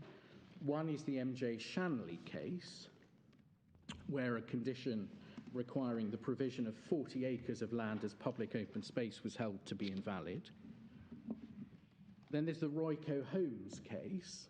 Sorry, just give us a reference for Shanley again. Shanley, it's page 2221. Thank you. And then Royco Holmes, that was a case where a residential development was permitted, but subject to a condition that homes be occupied by people on the local authority's housing waiting list. And it was held that was a fundamental departure from the rights of ownership and unreasonable, so it was ultra vires, and that's page 1831 to 1832. And then the final of these series of cases was Westminster Renslade, where a condition requiring the provision of public car parking was held to be ultra vires, and that's page 2732.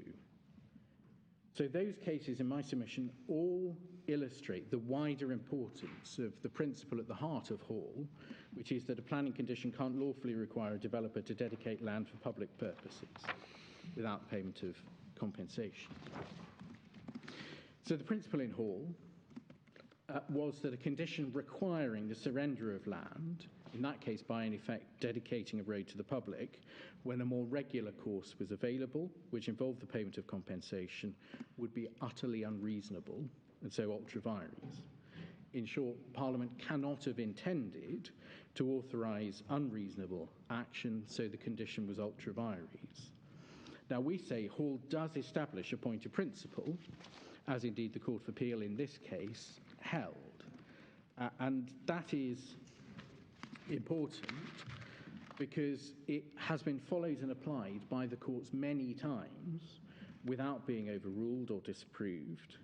And in short, in my submission, it's clear that given the statutory context that my friend Mr. Humphreys took the court through, the policy context, and the interference with the rights of the landowner involved in a situation like Hall, the imposition of a condition like that is unlawful. That is a principle which applies to cases with similar facts. Cases, as it were, to use Mr. Harwood's phrase, on this part of the spectrum. And I've already mentioned those 4 cases applying Hall in the planning situation. There are other cases, many other cases we could have cited. We've identified a number of them in our written case. There's 3 Court of Appeal authorities citing Hall: Westminster Bank and Beverley from 1968 through to Leeds and Spencer in 2000. The one case I was going to ask the court to look at is the Bradford case from 1987, which begins page 621 of the bundle. Again, Mr. Humphreys has mentioned this case. It's a condition requiring the widening of a road, which applied Hall and rejected attempts to distinguish it. If I could ask the court, please, to go to page 625 of the bundle, and I'll pick up here a reference to where it's recognised that the situation falls within the cession of land. So on 625, just below the middle of the page, there's a reference to the Secretary of State held, as indeed Mr. Keane for the Planning Authority concedes, that the work would require the cession of land by developers. Accordingly, the condition fell within the vice described in Circular 5 of 68. There's then reference to Circular 1 of 85, which followed it. And at the top of 626, we see the phrase from that circular, which is identical to the planning practice guidance as it stands now. If I can ask the court to go on to the bottom of page 629, this is where we see the court dealing with Mr. Keane's second ground of distinction. And at the very bottom of page 629, it said, admittedly, the planning authority could not force the developer to cede land. And then over the page 630, third block of text down, reference to that second ground of distinction, and the judge saying it has usually been regarded as axiomatic that planning consent cannot be bought or sold. And that's an important point in my submission. And then page 631, the middle of the page, the Court of Appeal saying that it could see no relevant distinction between the present case and Hall and Shoreham if the condition was manifestly unreasonable in Hall and Shoreham, so it was here. So those are 3 examples of the Court of Appeal applying Hall and Shoreham. The Hall principle has also been recognised by judges in the House of Lords or the Supreme Court in 4 planning cases without adverse comment. Firstly, Lord Wilberforce in Hartnell, who said it's unreasonable to seek to achieve by means of a condition that for which a more regular course, including payment of compensation, has been established by statute. Secondly, Viscount Dillon in Newbury in 1980, where Hall was cited as authority for the third proposition, the third criterion of unlawfulness, the unreasonableness. Then it was considered by Lord Hoffman in Tesco in 1995, where he said that a condition, as in Hall, imposing an obligation to cede land would be regarded as Wednesbury unreasonable. And then the Sainsbury's case in the Supreme Court in 2011, Lord Collins, referring to requiring roadway benefits would mean that a condition was unreasonable. And it was also mentioned by Lord Phillips in Sainsbury's as well. So it is a landmark case in planning law, but it is also one which we say remains relevant and important today. And I'll mention, if I may, just 4 points on this. The first is that since Hall in 1964, we've had numerous planning acts, numerous opportunities to reverse Hall, which Parliament has not taken. So in my submission, there's a clear intention by Parliament to maintain Hall in relation to planning conditions. We must assume that sections 70 and 72 of the 1990 Act were intended to operate subject to the Hall principle. The second point is that Hall accords with a consistent line of government planning policy for at least 70 years, which was expressly linked to the general principle that there should be no consideration for granting planning permission.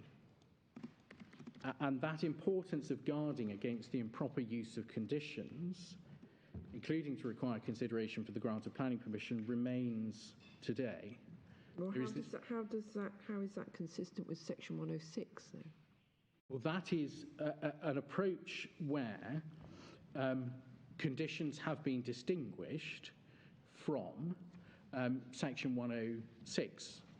And there are a number of reasons for that. And we'll avoid attempting to trespass on things that Mr. Humphreys has already covered with the court. But there are, in my submission, at least three important areas where there are distinctions between Section 106 agreements and conditions. The first is in relation to case law.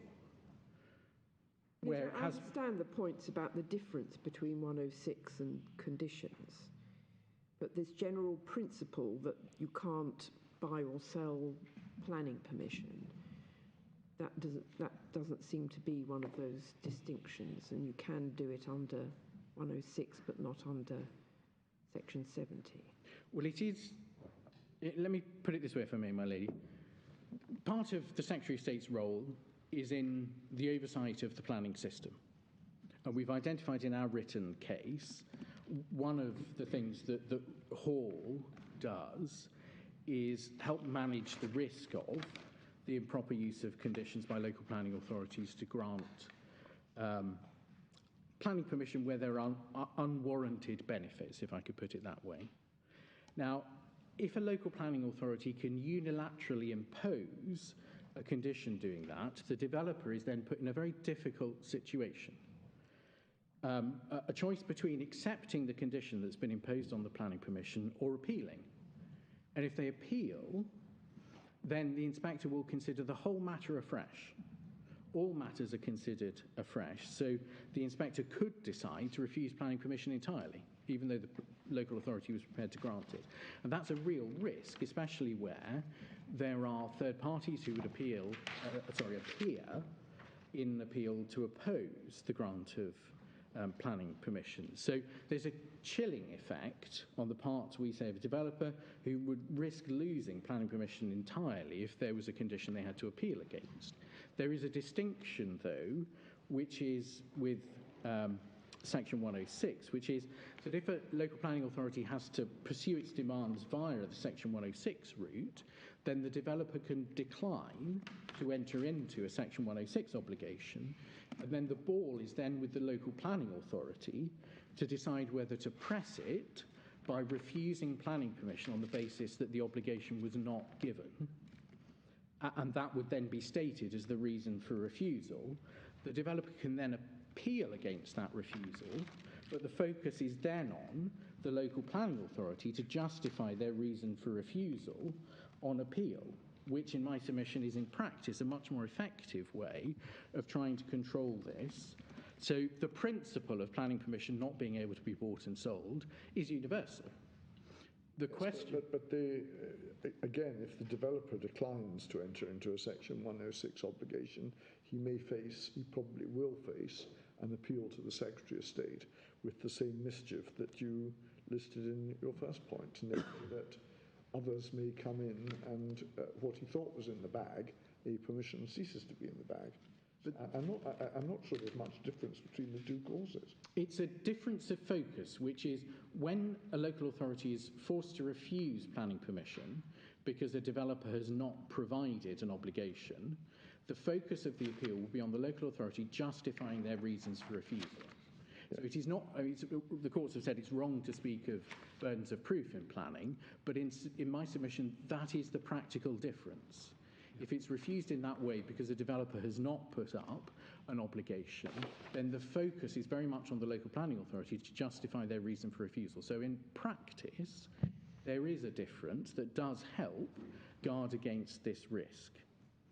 And it is not a purely theoretical risk. I mean, this is an issue which has been discussed by the House of Lords or this court in the Tesco case, the Sainsbury's case in 2011. It arose in the Wright case and in the Elsick case recently. It is an important principle, and I mentioned a number of cases, Shanley, Royco, Westminster, Renslade, where it has been an issue.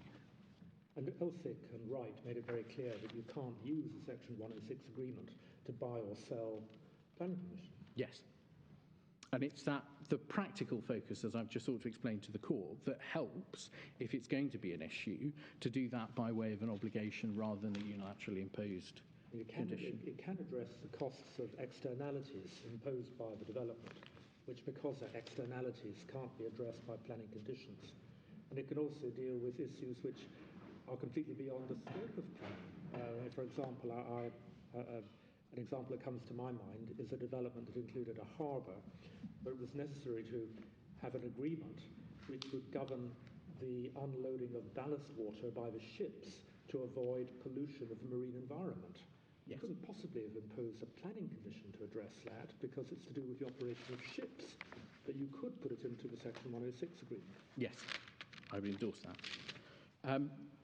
So of the four reasons I was giving why we say it's important for Hall to be maintained, the third is, because it's been a well-known statement of principle, it gives much needed clarity to local planning authorities about what they can and cannot do by way of condition. It aids predictability for both local authorities but also developers, and indeed is, in my submission, a good example of value of precedent, where so many cases over the last 60 years have referred back and relied on Hall. The fourth point is that there's no practical need for change because other mechanisms exist. So it doesn't matter in practice that a local planning authority can't unilaterally impose a requirement like this by condition, because it can be dealt with by a Section 106 agreement or an agreement under Section 38 of the Highways Act. That if land is to be transferred, there are powers to acquire land by agreement under Section 227 of the Town and Country Planning Act and under Sections 238 and 239 of the Highways Act, so it can be done by agreement, which can also include rights, not just freehold interest. And there are also powers to acquire land compulsorily under both the planning and the highways legislation, again, not just freehold land, but rights as well. So an authority has the power to secure what might be required. So you're suggesting that looking at 258, that the authority should compulsorily acquire those parts, what, the north-south land and the east-west spine? No, my lady. In this situation, there's no need to do anything because the developer has said, and indeed has repeated to the court today, that they will allow, in fact, the connectivity that Mr. Harwood says the planning system needs. For the case of your argument, you say that, but then you also rely on the importance of not ceding your right to do just that. So, just thinking about how it would work if the authority was thrown back, or the Highways Authority was thrown back on exercising its compulsory purchase powers. In practice, my lady, it wouldn't arise like that. What would happen would be like every other case I've ever come across in my practice like this, which is where a Section 38 agreement and a Section 106 agreement would deal with the matter by agreement. And if there is a failure to agree, then there is always compulsory purchase powers as a backstop. But in truth, there's not a problem in practice because these matters are dealt with by agreement.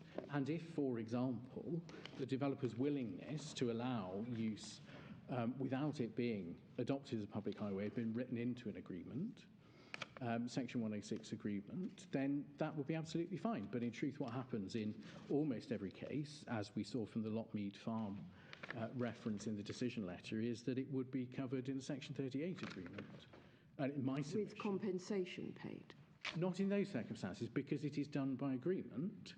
The issue with conditions is the imposition of the cession of land. I'll move on, if I may, to deal with why we say that Hall remains sound. It is, in our submission, consistent with contemporary public law principles, and that's apparent from the leading public law textbooks we've cited in our written case, where the case is mentioned in support of fundamental principles of modern public law: the protection of property rights, unreasonableness, proportionality, and upholding the rule of law. It's also shown by the fact that the Court of Appeal in this case said that there were 4 different ways in which the unlawfulness in Hall could be described in modern terms. And of course, we've added to that the reference to Article 1 of the first protocol. Now, my learned friend, Mr. Humphreys, has dealt with the first 2 ways the Court of Appeal identified, it being beyond the statutory power and being a misuse of power. And I would endorse those submissions without repeating them and the conclusions reached by the Court of Appeal. I'll go on to deal with the unreasonableness and proportionality and A1P1 points.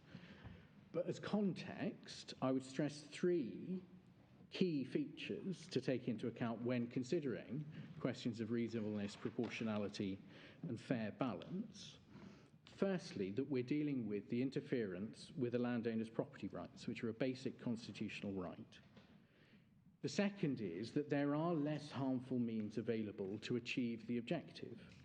An agreement by consent of various sorts under statute, or, as a fallback, compulsory purchase, but with compensation paid. And then the third point is that this approach would be contrary to a very long-standing and consistent line of government planning policy on what is the proper use of planning conditions. So unreasonableness, then, the third of the reasons given by the Court of Appeal. The basic point is that Parliament cannot have intended to authorise unreasonable action, and that even a broad discretion may not be exercised unreasonably. My submission, Hall was correct to regard the use of planning conditions to secure public rights across private land as an unreasonable use of that power. When you take into account the full statutory context that Mr. Humphreys has explained, the policy context and the interference with an owner's property rights, it would be unreasonable. It would fail to meet the third Newbery test of reasonableness. The fourth of the ways in which the Court of Appeal put it was proportionality. And I just ask the Court, please, to go to the FAM case, which starts at 907 in the authorities bundle, but I'm going to ask the Court to go to the judgment of my Lord Reed on page 944.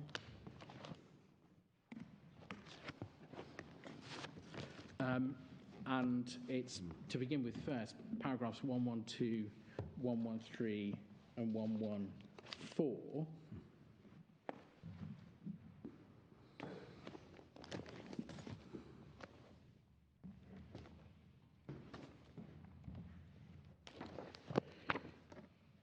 And as we see from 112D, my Lord Reed was dealing with the relationship between reasonableness and proportionality in domestic law.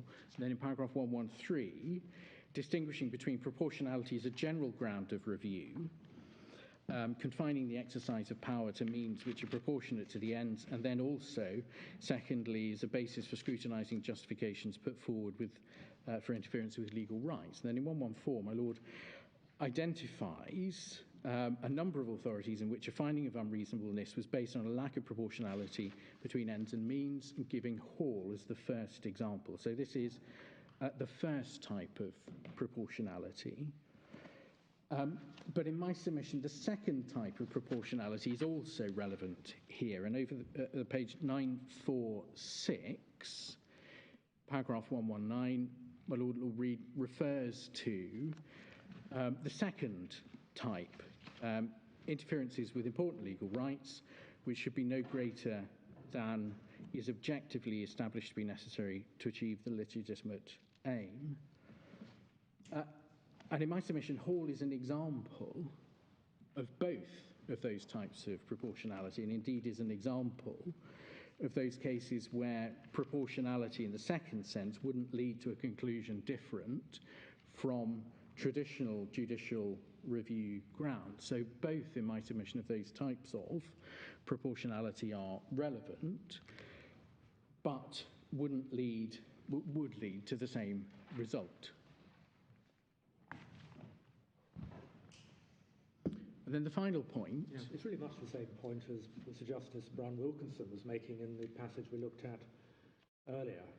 where he was adumbrating what he later developed as a principle of legality in Pearson. Exactly, my lord, yes, and we cite Pearson for that reason in our written case. So the final point to cover is A1P1, where we say the matters taken into account in Hall would be relevant today for considering justification for interference with the right to enjoy possessions under A1P1. Elements of the fair balance test include questions like choice of measures, whether less intrusive measures could achieve the same objective, and also, secondly, whether compensation is available. And in my submission, securing public highway rights across private land by a planning condition without compensation would amount, in principle, to a disproportionate interference with... There may be a difficulty with that argument because Strasbourg would look at the substance of the position and would be referred to Section 106. And it would be said, with some justification, that if the developer wanted his planning permission, he had to sign up to a Section 106. I struggle to see how, on Strasbourg jurisprudence, the A1P1 case would get very far. Well, it is on the basis that choice of means would include either the ability to do it voluntarily through a Section 106 agreement, as your Lordship identifies, or if it was being forced on a landowner to do it with compensation. Well, it's just the principle. There's a theoretical voluntary nature in the Section 106 measure. So it is that dichotomy that a planning condition, if Hall is overturned, can force it, impose it on a landowner without compensation, whereas if it is done by Section 106 agreement, then that would be by agreement. So there is one case from... Or by compulsory acquisition in the event of a failure of agreement. Yes, so it can be done compulsorily, but with the obligation to pay compensation then when that, if that as a fallback happens. So the case I was going to refer the court to is the Bergani case, which is page 1254 of the authorities bundle. And taking it relatively swiftly, but this is a similar factual scenario to what the appellant's case on condition 39 would mean. And we say it's analogous, if not identical.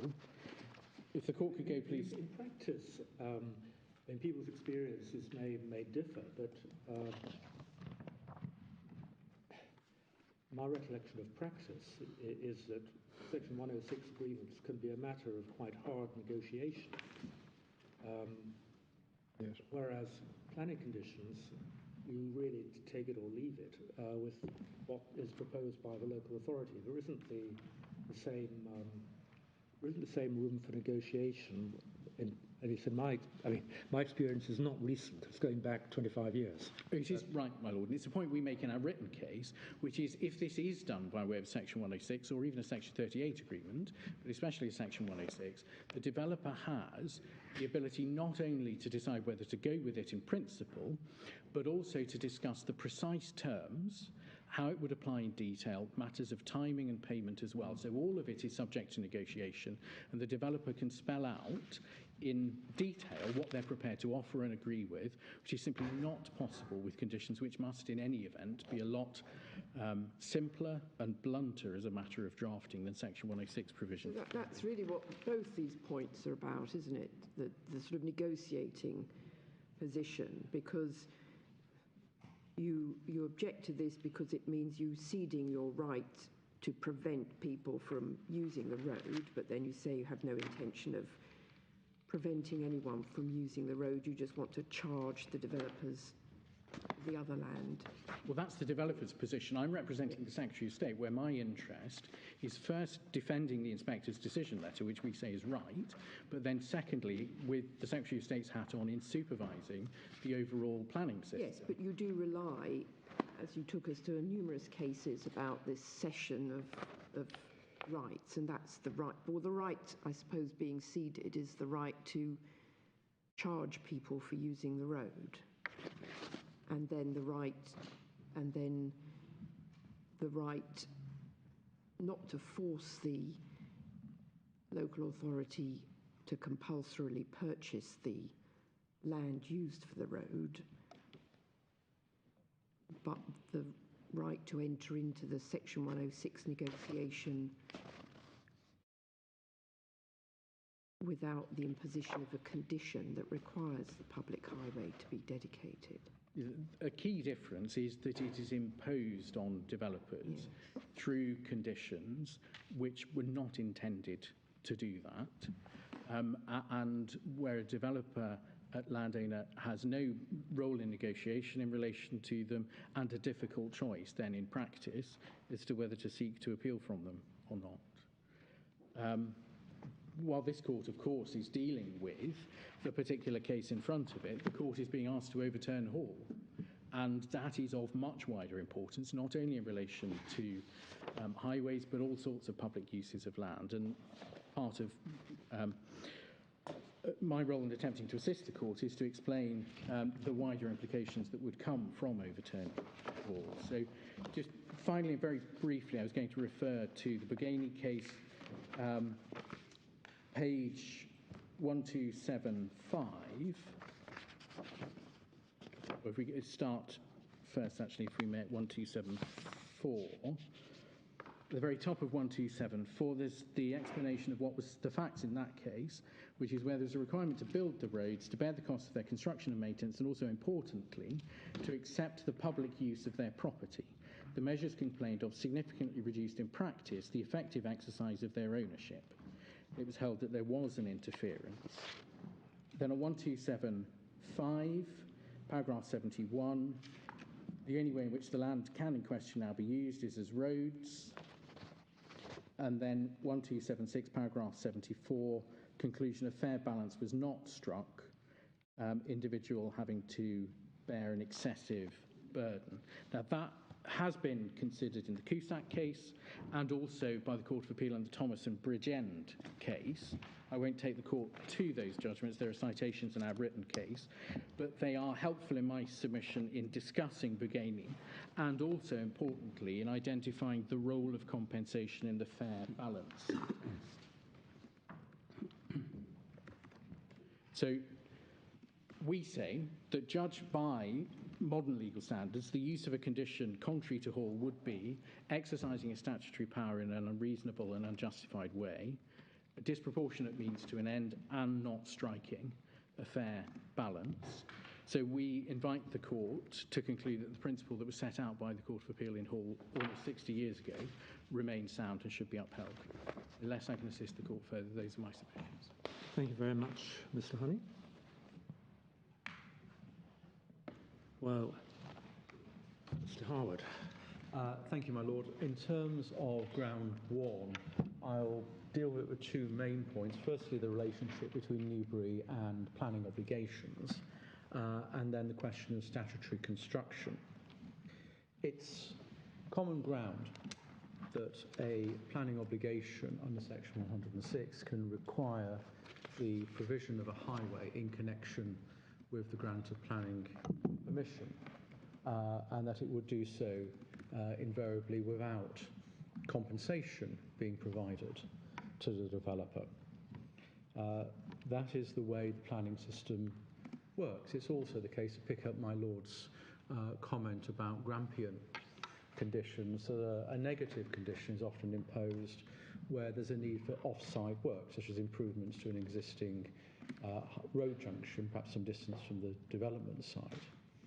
In that situation, unless the highway authority is already planning and will shortly carry out those road improvements, which is sometimes the case, but unless that is the case, the developer will have to pay the cost of those improvements if it wants the scheme to proceed.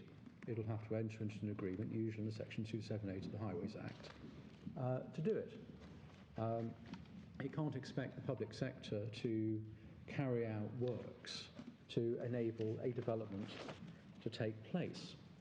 The letter from Mr. Honey referred to commuted sums when highways are adopted under Section 38. But as he said, those commuted sums are from the developer to the highway authority for future maintenance. They're not the highway authority compensating the developer for either the costs of building the road or the value of the land which has been put in to the road.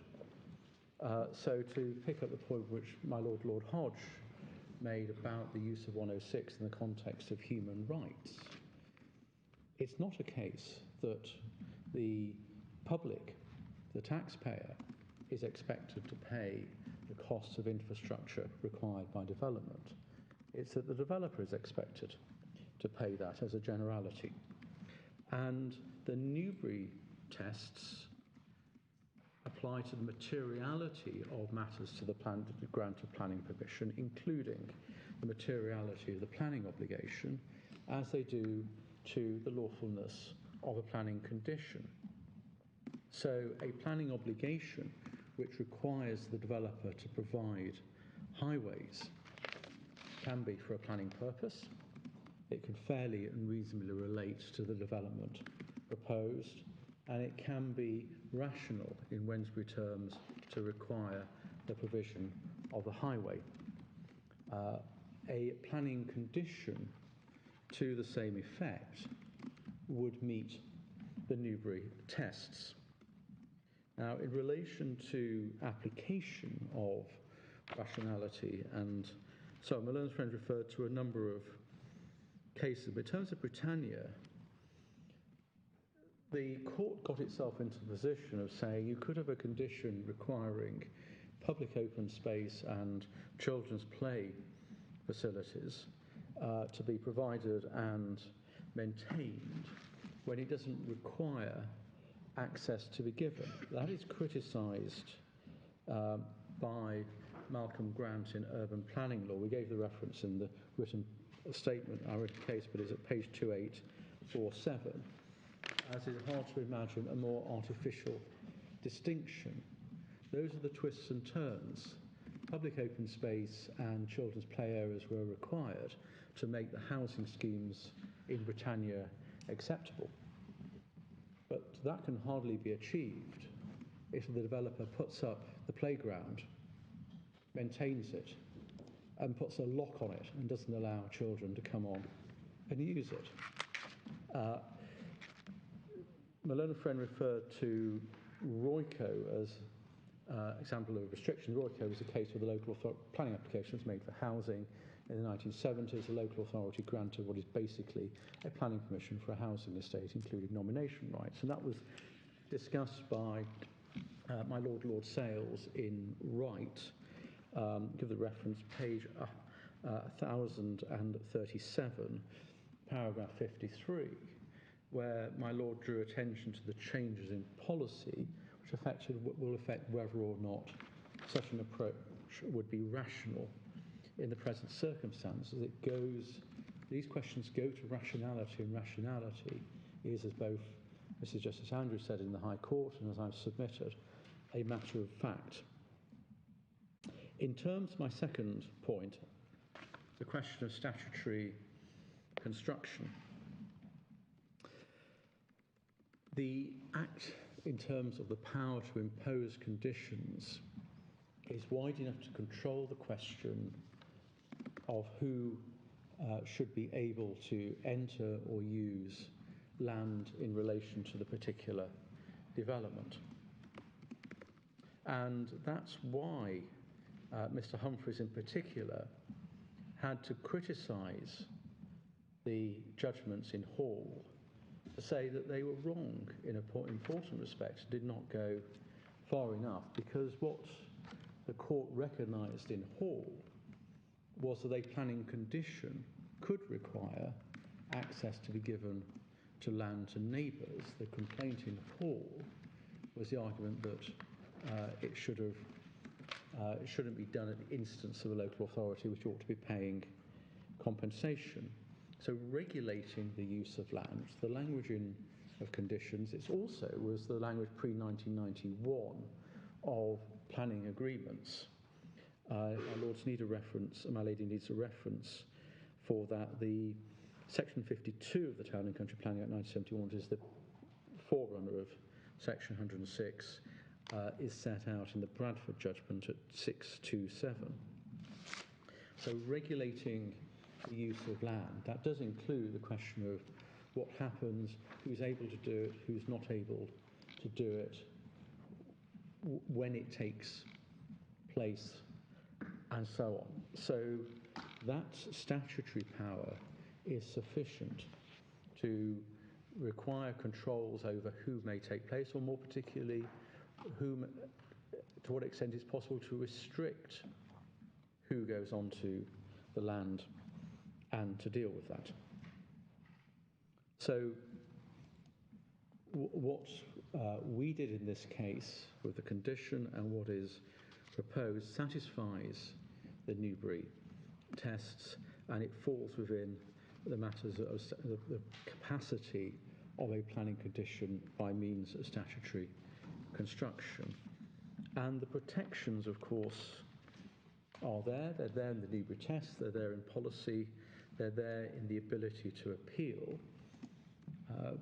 My Lord Hodge was quite right to say that in substance, the position of a developer who does not like the planning obligation is asked of them, or the developer who does not like a condition that's imposed on them is the same.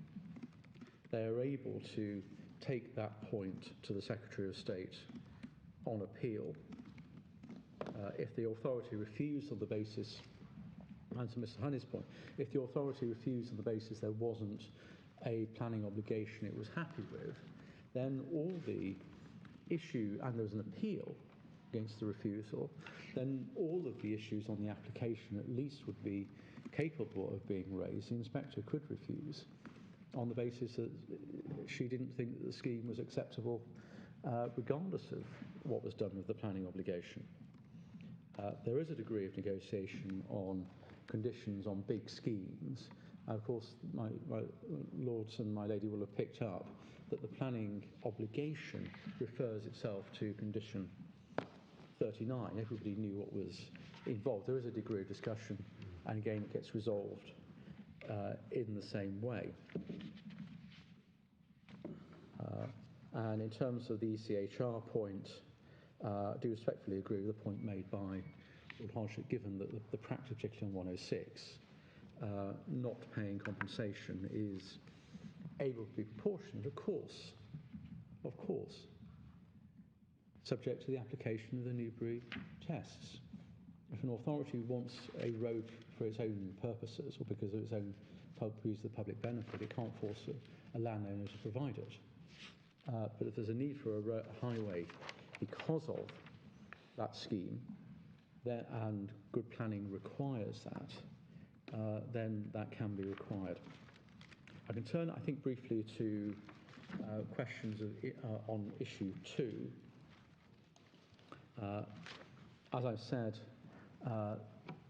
Mrs. Justice Andrews was right for the reasons she gave.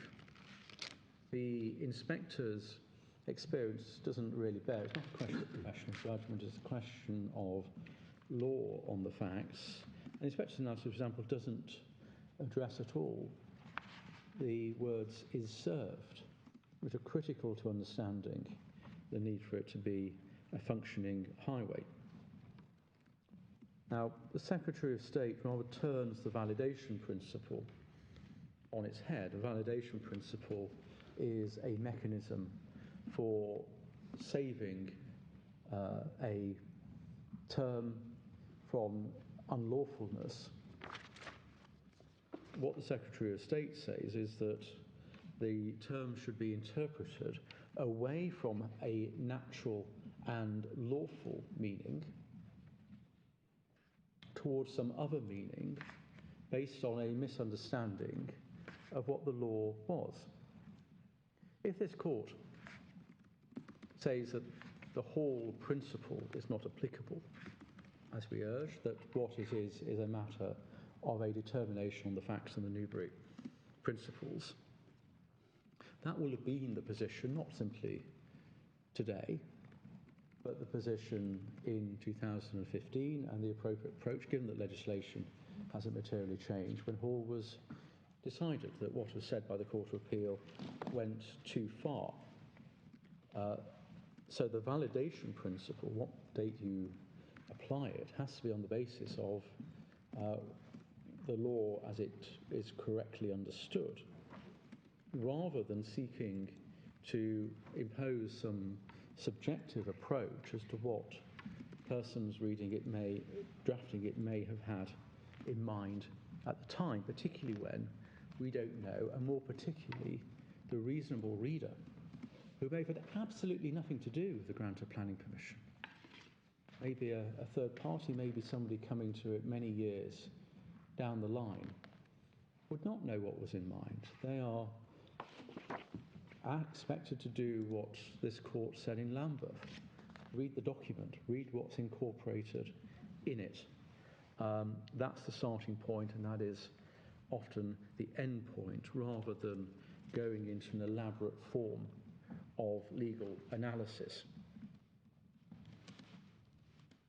Notional reader doesn't know of Hall. The local resident might not know of Hall. Those of us versed for decades in planning law will know of Hall. Those of us versed in planning law for decades tend to be referred to as planaracts. It's a bit too warm to wear the anorak today, but that's not the reasonable reader that Lord Carnwath was talking about when he said, ignore the law, effectively. Don't worry too much about the law on a badly drafted Section 3 planning permission. What's it actually trying to say? What's it doing? And what it is saying here, my lords and my lady, is that this development is required to be served by fully functional highways. It is with an illustrative landscape master plan, which is by two conditions as part of the permission, which show heavy-duty carriageways going not simply to the existing road, but going into the Nev. It's a planning application supported by a document, design access statement, which refers to highways, which refers to the roads going through into adjoining sites. That is understandable, good planning. Not for this court to say whether that's the right view or not, but it is, I suggest, understandable planning, an approach that is well within the rationality bounds of Newbury.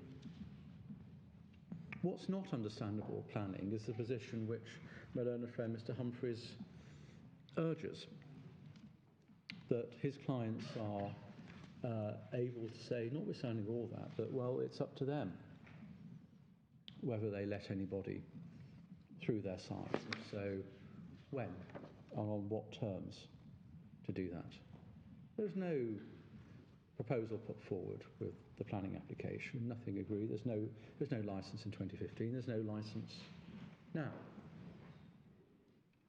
We have a developer who has, as far as they're concerned, on their interpretation, built a cul-de-sac, and whether that will connect up is something that's unknown, something which they hope to get a benefit of, a reversal, of course, of what the general practice is of developers having to provide the infrastructure for them. They're looking for the money from elsewhere. Well, they may wish to do that, but that is not good planning. It is not what the planning authority decided. It is, my lady and my lords, not what the planning permission provides for. So unless I can help any further, and for those reasons, do ask the court to allow the appeal and to quash the inspector's grant of the certificate. So unless I can help any further. Thank you very much indeed, Mr. Harwood. Well, this is evidently an important case. We're very grateful to all counsel for the quality of the submissions that we've received. We'll now take time to consider them, and we'll let you have our decision when we can. I suspect it may not be until early next term. The court will adjourn.